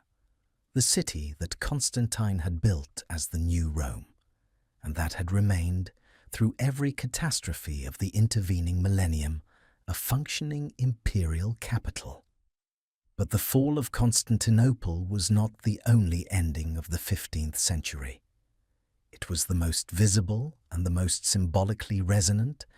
but the century was full of endings, full of cities and civilizations and ways of organizing human life that reached their conclusions in the 1400s and left behind ruins and silences, and the particular kind of absence that a place acquires when the last person who understood what it was for has left and is not coming back. Tonight we walk through the endings of the 15th century. We walk through the cities in their final years, when they were still inhabited and still functioning, and still had no reason to believe that they were about to become the kind of places that historians would write about centuries later as examples of how completely and how quickly the things that human beings build can disappear. The fall of Constantinople on the 29th of May, 1453, was not simply a military event. It was the termination of an urban civilization that had been continuous for 1100 years, since Constantine dedicated his new capital on the Bosphorus in 330 AD and set in motion the process by which the Eastern Roman Empire would outlast its Western counterpart by a full millennium. By 1453, Constantinople was a shadow of what it had been at its height. Its population reduced from the hundreds of thousands of the early Byzantine period to somewhere between 50 and 100,000. Its once magnificent urban fabric deteriorated through centuries of economic decline and military pressure. Its territory reduced to the city itself and a few patches of ground in the surrounding region that the Ottoman advance had not yet absorbed. But it was still Constantinople. It was still the city of Hagia Sophia and the Hippodrome and the great walls of Theodosius that had held against every attacker for 1,000 years. It was still, in the imagination of the Christian world, the city that the Eastern Roman Empire had built and that the Eastern Roman Empire still, in some vestigial and increasingly fictional sense, inhabited. When Mehmed II led his army through the breached walls on that May morning, he was not simply capturing a city. He was ending a story that had been running for longer than most nations have existed, and transforming the physical fabric of the city that story had inhabited into something different, something that would continue to be one of the great cities of the world, but would be a different kind of great city, organized around different principles and serving different purposes, and belonging to a different civilization than the one whose ending the 29th of May represented.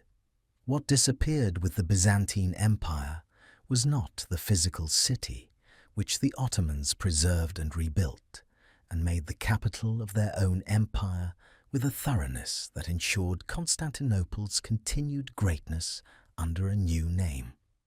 What disappeared was the Byzantine urban world that Constantinople had anchored. The network of smaller cities across Greece and the Balkans and the Aegean Islands and the coasts of Asia Minor that had maintained their Byzantine character throughout the long centuries of the empire's decline, and that lost the political and cultural framework that had defined them within a generation of 1453. The Byzantine cities of the Peloponnese, the last significant territory still under Byzantine control at the time of the fall, were absorbed by the Ottoman Empire in 1460, 7 years after Constantinople, and the specifically Byzantine character of their urban life, the Greek language, the Orthodox Christianity, the Byzantine administrative traditions, was not immediately extinguished, but was gradually transformed across the following century into something that retained elements of its Byzantine inheritance, while becoming increasingly part of the Ottoman world. The smaller Byzantine towns and fortified centers that had maintained their existence in the interstices of the contested landscape of the late Byzantine Balkans, dependent for their survival on the political protection of the empire whose capital had just fallen, found themselves without that protection in a landscape that was being rapidly reorganized around Ottoman power. Some of them were incorporated into the Ottoman system and continued to function, transformed. Others were abandoned, their populations moving to larger centers that offered better prospects under the new order, their physical fabric left to the processes of decay and reclamation that the Balkan climate applied with considerable efficiency to unoccupied buildings. The disappeared cities of the late Byzantine world are among the least studied examples of medieval urban disappearance, their obscurity a function partly of the relative neglect of Byzantine provincial archaeology in the broader literature of medieval urban studies, and partly of the political and scholarly complications that have historically made sustained investigation of medieval sites in the Balkans and Western Turkey difficult to sustain across the political boundaries and the institutional limitations of the 20th century. The Norse settlements of Greenland, established by Eric the Red in the 980s and maintained for approximately 4.5 centuries as the westernmost permanent European settlements in the world, disappeared in the 15th century in circumstances that archaeology and historical demography have been investigating for decades, without arriving at a conclusion that fully accounts for all the evidence. The Eastern Settlement, the larger of the two Norse communities established on the southwestern coast of Greenland, maintained its existence through the medieval warm period and into the first phase of the Little Ice Age, with a resilience that the deteriorating climatic conditions of the 14th century might lead one to expect it to lack. The farms of the Eastern Settlement, excavated by Danish and Greenlandic archaeologists across the 20th century, show evidence of a community that was adapting to the changing conditions with the pragmatic flexibility that subsistence farmers in marginal environments develop out of necessity, shifting the balance of their economy away from the cattle farming that had been central to the original Norse colonial project, and toward the hunting of marine mammals that the increasingly harsh conditions of the North Atlantic made more reliable than agriculture as a source of food. The Norse Greenlanders were not, in other words, simply victims of a climate they could not adapt to. They were people who were adapting, who were changing their practices and their material culture in response to changing conditions, who were doing what people in difficult circumstances do, finding ways to continue. And then they stopped. The last written record of the Norse Greenland settlements comes from 1408, a document recording a wedding at Hvalsey Church in the Eastern Settlement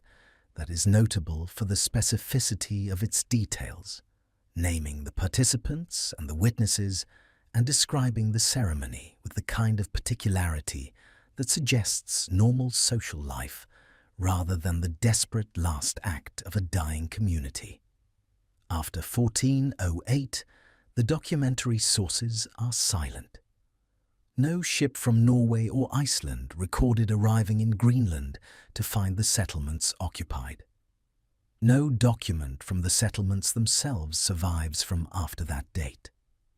The archaeology of the final phase of Norse Greenland occupation is still being worked out,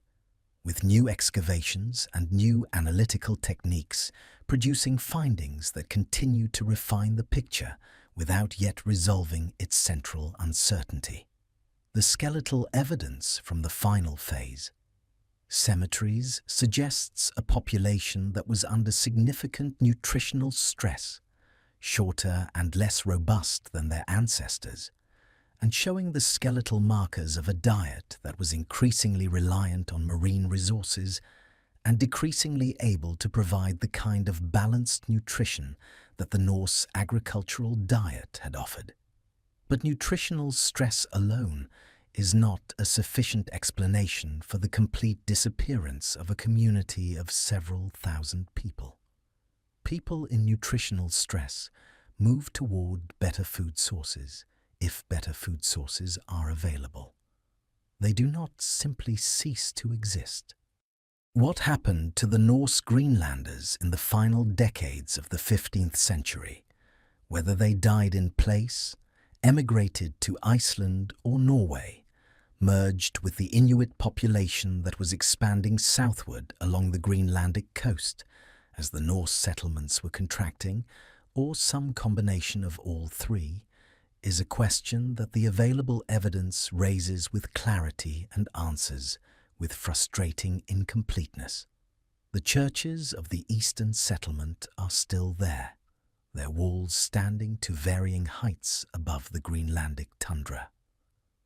The people who built them and worshipped in them and were buried in the cemeteries beside them are gone, and the specific details of their going remain one of the most compelling unsolved mysteries in the archaeology of the medieval North Atlantic. The city of Ani, which we visited in our earlier discussion of the 11th and 12th centuries, had not yet finished its long process of dying in the period we are now exploring. The 15th century brought to the already diminished city the final series of blows that completed the transformation of a place that had housed 100,000 people into the empty plateau of ruins that it is today. The Timurid invasions of the late 14th and early 15th centuries, the campaigns of Timur Lenk, whose military ambitions rivaled those of Genghis Khan in their geographical scope and their systematic destructiveness, struck the surviving remnant of Ani's population with a violence that the city's already weakened state left it completely unable to resist. The recovery that had allowed a small community to maintain itself at Ani through the Mongol period and the subsequent centuries of political instability was not achieved again after the Timurid campaigns. The population that survived dispersed into the surrounding Armenian countryside, and the city that had been built with such extraordinary ambition in the 10th century and that had resisted complete abandonment for 400 years of continuous catastrophe, finally became what it has been ever since: an empty place, a ruin, a plateau of extraordinary haunting beauty above a river gorge,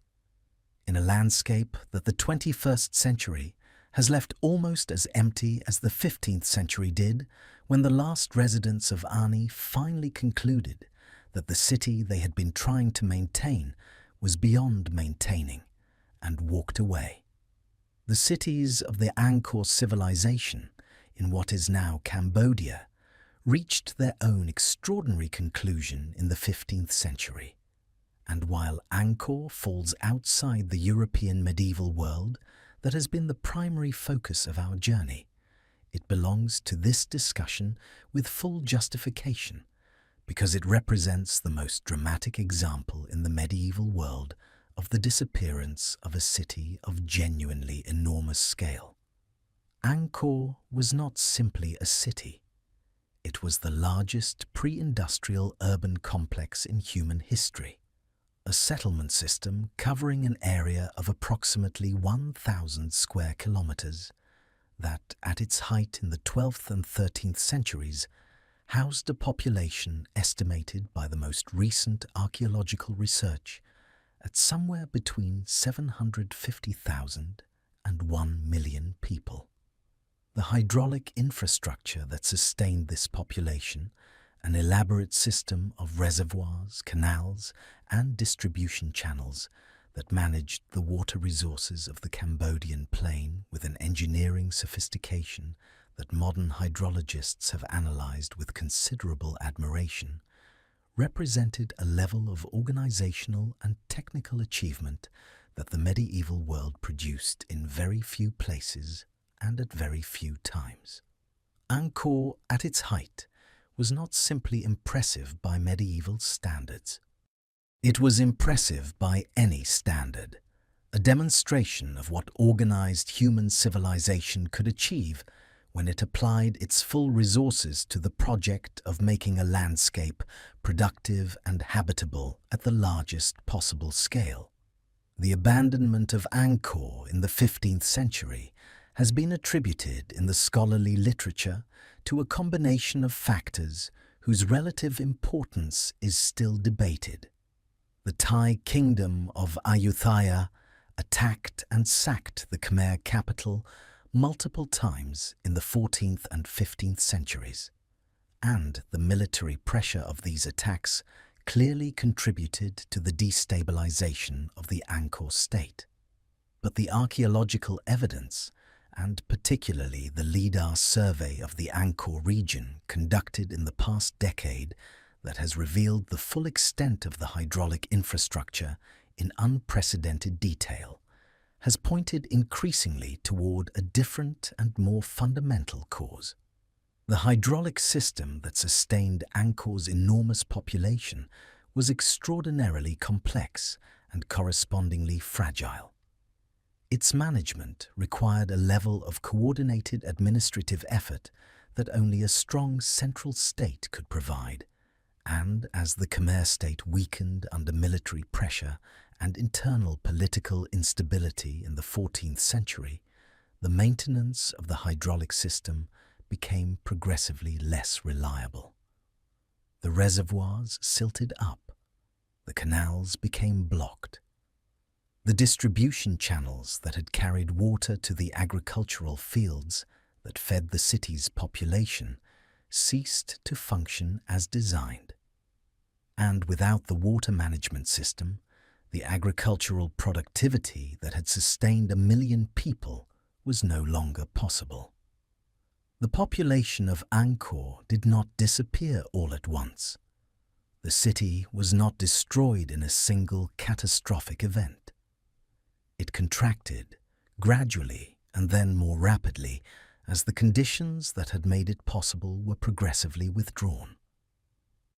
The Khmer court moved south to the region of modern Phnom Penh in the course of the 15th century, and with the departure of the court went the administrative and religious functions that had made Angkor the center of the Khmer world. The population that remained without the court and without the hydraulic system that the court had maintained was a fraction of what had been there before, and that fraction too eventually dispersed, leaving behind the temples and the reservoirs and the extraordinary stone monuments of the Angkor civilization to be swallowed by the jungle that the retreating population left to advance unimpeded across the landscape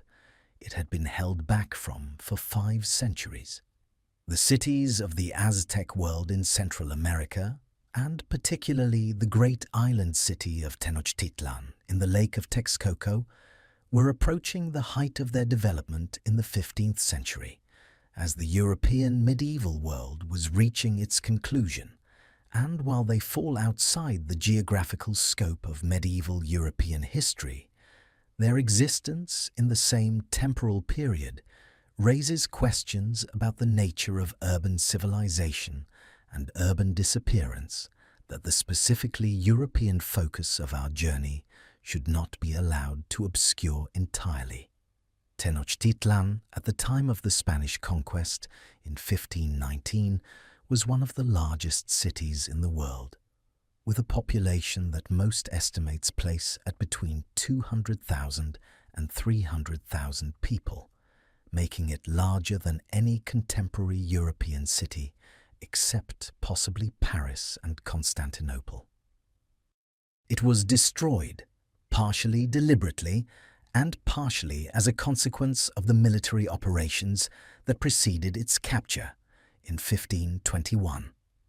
And on its ruins, the Spanish colonial city of Mexico was built, so completely and so deliberately overlaying the Aztec city that the physical evidence of Tenochtitlan's existence was effectively buried until the expansion of Mexico City in the 20th century began to expose it through construction projects that brought archaeologists face to face with the remains of the Aztec Great Temple and the residential quarters that surrounded it. The deliberateness of the Spanish overlay,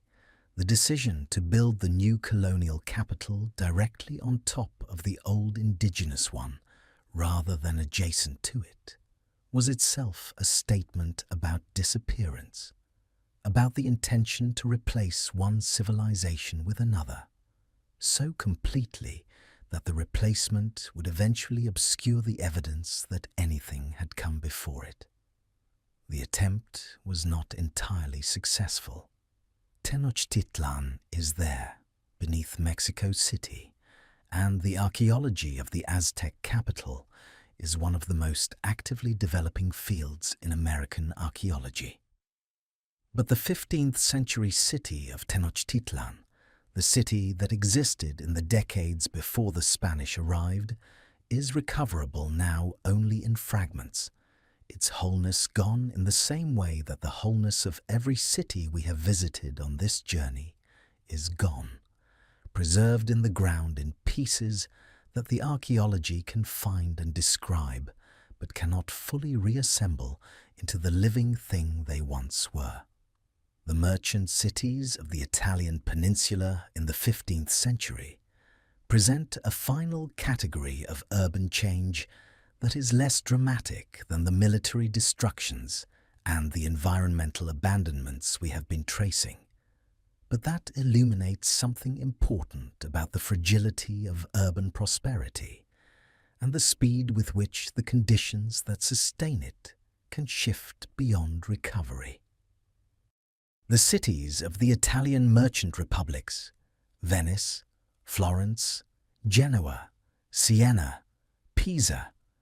were in the 15th century among the most economically sophisticated and culturally productive urban centers in the world,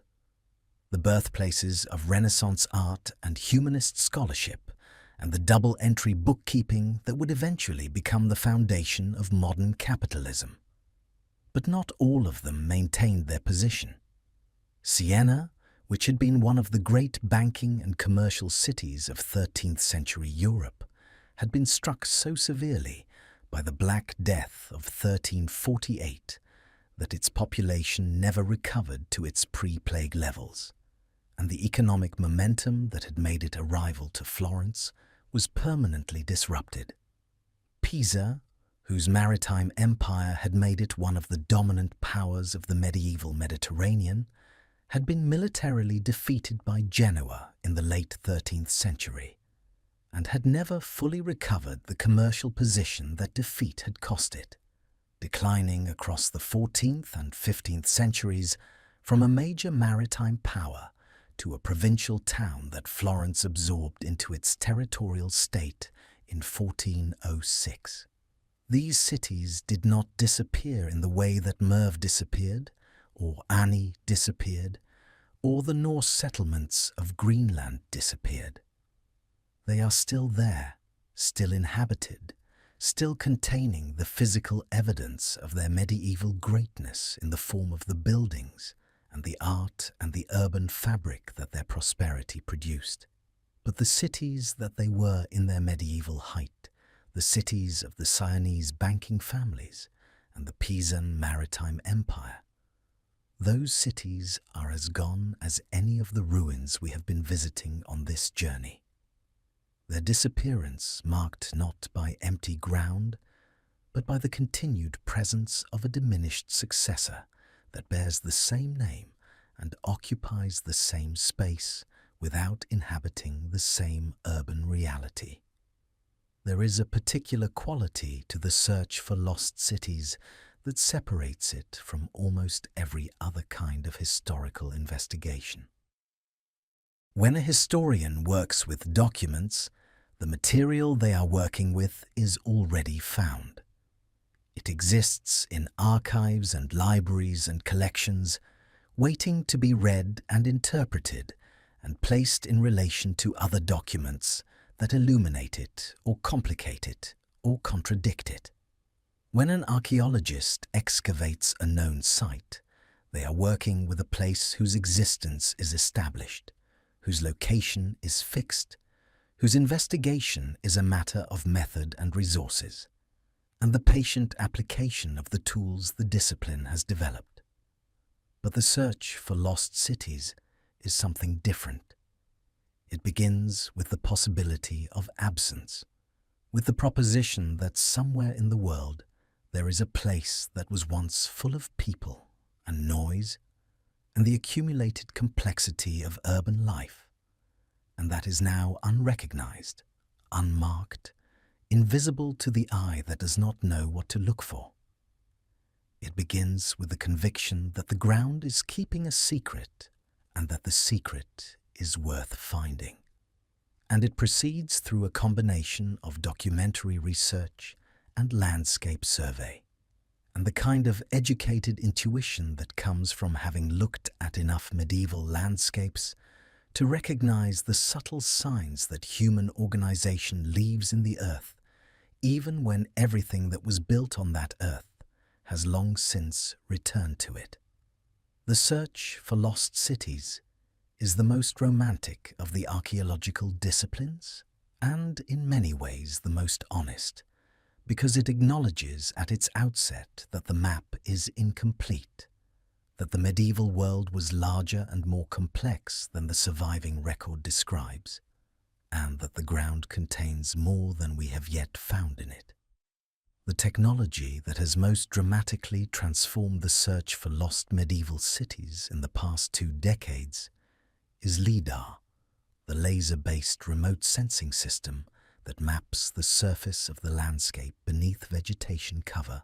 with a precision and a resolution that ground-based survey cannot approach.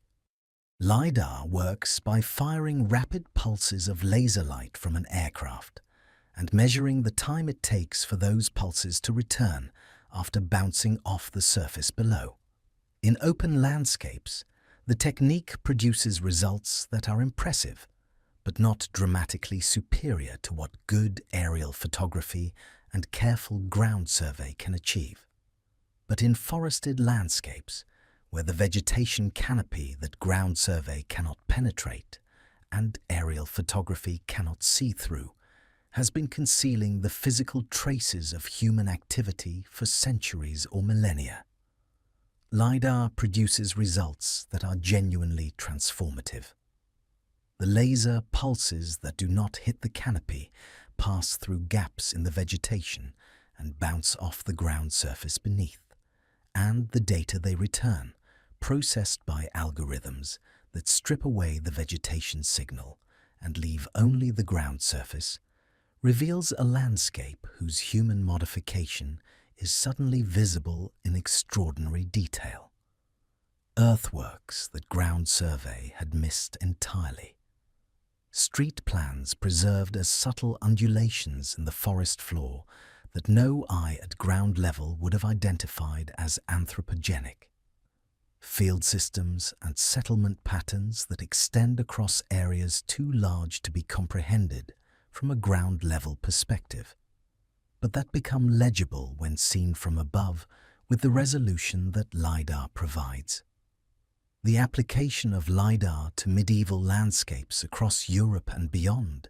has been producing discoveries of genuine significance since the technique became widely available in the early 2000s. And the pace of discovery is accelerating as the coverage of LiDAR survey expands and as the analytical tools for processing the data become more sophisticated. The LiDAR survey of the forests of Central America that began in 2010 and has continued with increasing coverage and resolution since then has revealed beneath the jungle canopy of the Maya lowlands an urban landscape of extraordinary extent and complexity that the ground-based archaeology of the region had not previously been able to characterize with anything approaching accuracy. The survey data released in 2018 by the Pakunam LiDAR initiative, covering approximately 2,100 square kilometers of the Maya Biosphere Reserve in northern Guatemala, revealed the presence of more than 60,000 previously unknown structures beneath the jungle canopy, including pyramids, palaces, elevated highways, agricultural terracing, and defensive earthworks, whose combined extent transformed the scholarly understanding of the scale and the sophistication of classic Maya civilization. The Maya cities that were already known, Tikal, Chronicle, Calakmul, turned out to be not isolated urban centers surrounded by jungle, but nodes in a densely connected urban landscape that covered much of the Maya lowlands, and that, at its height in the Classic period, housed a population that the new survey data suggests may have reached 10 to 15 million people across the region. This is not a medieval discovery in the strictly European sense. The Classic Maya period predates the medieval period as conventionally defined. But the abandonment of the Maya cities in the terminal Classic period, which occurred over the course of the 9th and 10th centuries, and which produced the jungle-covered ruins that European explorers began to find in the 19th century, is itself a medieval mystery of the first order. And the LiDAR data that is now revealing the full extent of the abandoned urban landscape is transforming the understanding of what was lost in that abandonment in ways that the scholarship is still absorbing. The application of similar LiDAR survey techniques to the forests of Southeast Asia has produced results equally dramatic in their implications for the understanding of medieval urbanism in that region. The survey of the Greater Angkor region, conducted by the Greater Angkor Project, using LiDAR data collected in 2012, revealed, as we noted in our discussion of Angkor's disappearance, the full extent of the hydraulic infrastructure that had sustained the Angkor civilization's enormous population, an infrastructure considerably more extensive and more complex than the ground-based survey that had preceded it had suggested. But the LiDAR data also revealed, beyond the known boundaries of the Angkor urban complex, the presence of previously unknown settlement features extending across a much larger area than the archaeological literature had previously described, suggesting that the population of the Angkor civilization and the extent of the landscape it had modified were both significantly larger than previous estimates had allowed. In the highlands of Cambodia and in the adjacent regions of Thailand and Laos, LiDAR survey has been revealing the traces of urban centers and settlement systems associated with the pre-Angkor and Angkor period civilizations that ground survey had missed entirely, their physical traces surviving beneath the forest canopy that had covered them since their abandonment in configurations that the LiDAR data makes suddenly and startlingly visible.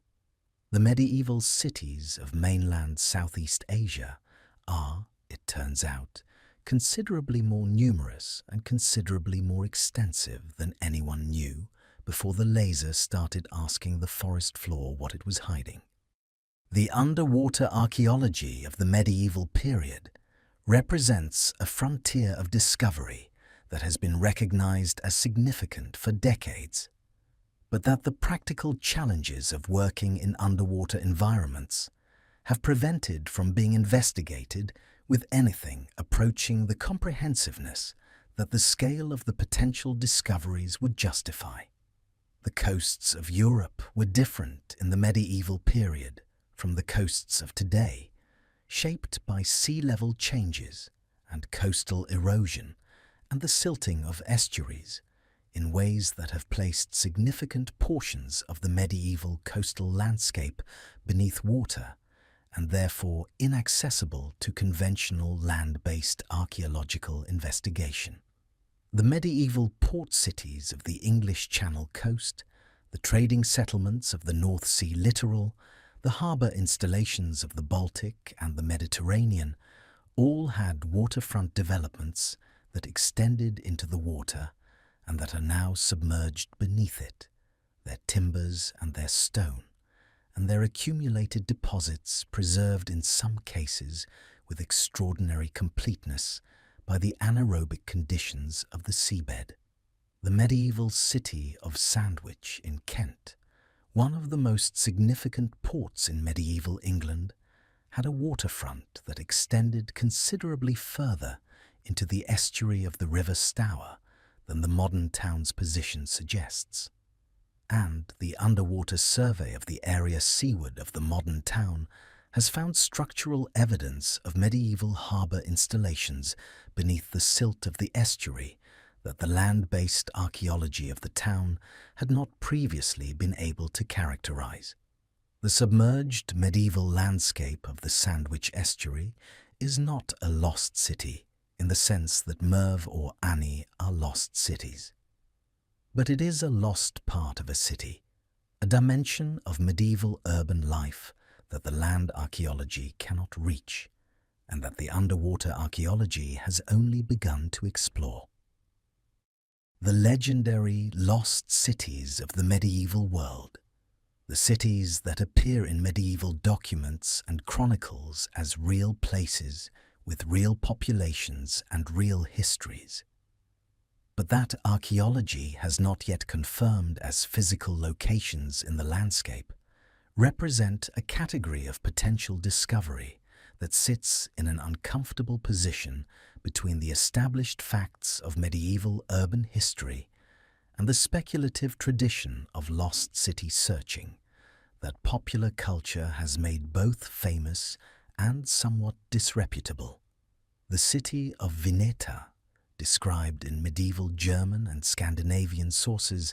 as a great trading city on the Baltic coast that sank beneath the sea as divine punishment for the wickedness of its inhabitants, has been the subject of serious archaeological investigation in the waters off the German and Polish Baltic coast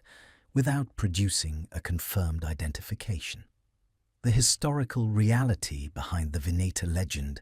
is probably the trading city of Jomsborg, whose location on the Baltic coast has been the subject of sustained scholarly debate. And the submergence story is probably a later mythological elaboration of the city's actual decline and disappearance from the historical record in the 11th century. But the possibility that a significant medieval Baltic trading city does lie somewhere beneath the waters of the southern Baltic, its location not yet confirmed by survey, is not one that the current state of Baltic underwater archaeology can definitively exclude.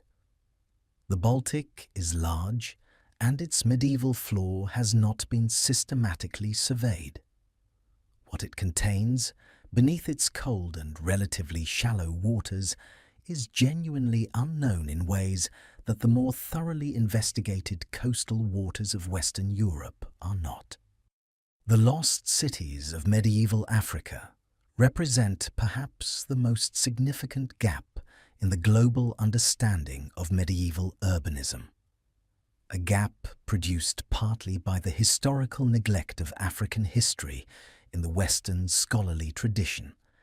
and partly by the practical challenges of archaeological fieldwork across the enormous and varied terrain of the African continent. The great cities of medieval West Africa, Timbuktu, Djenné, Kumba Saleh, Gao, were centers of Islamic scholarship and trans-Saharan trade of genuine significance. Their wealth and their cultural productivity attested by the accounts of Arabic geographers and travelers who visited them in the medieval period and described them with an admiration that the European scholarly tradition has been slow to take seriously. The archaeology of these cities has been developing across the past several decades, producing findings that confirm the scale and the sophistication of West African medieval urbanism,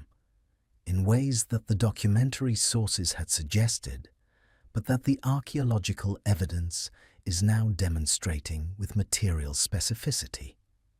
But beyond the known centers, the cities that the documentary record names and whose locations have been established, there is a larger urban landscape of medieval West Africa whose extent and whose character remain very imperfectly understood.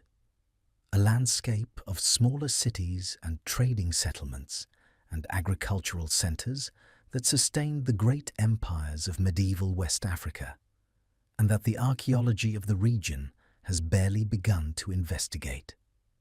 The lost cities of medieval Africa are not lost in the sense of being unknown to exist. They are lost in the sense of being known to have existed without being known in their physical specifics, their locations unconfirmed, their material culture uncharacterized, their relationship to the larger patterns of medieval African urbanism not yet understood with the detail that the history of this significant chapter of human civilization deserves. The discovery of new lost medieval cities is not something that happens only in remote jungles or beneath the waters of the Baltic Sea. It happens in landscapes that have been inhabited continuously since the medieval period, in the fields and the forests and the suburban fringes of modern European cities, whose medieval predecessors lie beneath them in configurations that the accumulated overlay of subsequent occupation has obscured but not entirely erased. The systematic application of geophysical survey techniques to the landscapes adjacent to known medieval centers has been revealing, with increasing regularity across the past 2 decades, the presence of medieval settlement features whose extent and whose character were not previously understood. A medieval town that the documentary record describes as a minor market center turns out, when the geophysics data is processed, to have a street plan and a density of features consistent with a settlement considerably larger and more complex than the documents had suggested. A rural landscape that the agricultural record of the medieval period had characterized as sparsely inhabited turns out to contain, beneath the soil of fields that have been plowed for 1,000 years, the traces of a settlement system whose extent and whose organization speaks to a level of medieval occupation that the surviving documentary evidence had not been able to capture. The medieval landscape of Europe is more fully inhabited than the surviving documents suggest, and the work of finding and characterizing the settlements that the documents miss is work that the combination of LIDAR survey and geophysical prospection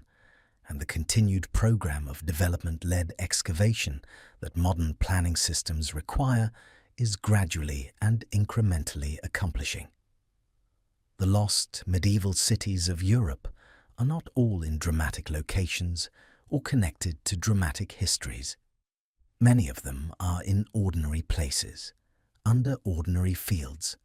waiting with the patient ordinariness of things that have been waiting for a very long time. Every city that we have visited on this journey, from the empty walls of Caleva Atrebatum to the jungle-covered temples of Angkor, from the underwater bells of Dunwich to the ruins of Ani above their river gorge, was built by people who believed it would last. This is perhaps the most fundamental thing that cities and the people who build them have in common across all periods of history and all geographies of the world. The investment of building a city, the labor and the resources, and the organizational effort that turning a settlement into an urban center requires is only rational if the builders expect the city to outlast them, to outlast their children, to outlast the specific circumstances that produced it, and to adapt to the new circumstances that will follow. Every city is a bet on the future, and the cities we have been visiting tonight were cities whose bet did not pay out, whose future turned out to be shorter than the investment that created them should have required, whose disappearance came before the return on the investment could be collected. And yet, the investment was not entirely lost. Because the cities are still there, in the ground, in the ruins, in the underwater sediments and the jungle-covered earthworks, and the geophysical anomalies that the laser and the magnetometer are finding in the fields of the medieval world. They are still there, waiting with the particular patience of things that were built to last, and that have discovered, in their stillness and their silence, a kind of lasting that their builders never anticipated.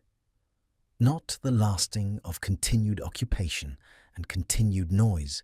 and the continued metabolism of urban life, but the lasting of the ground, which keeps what it is given and gives it back eventually to those who know how to ask for it.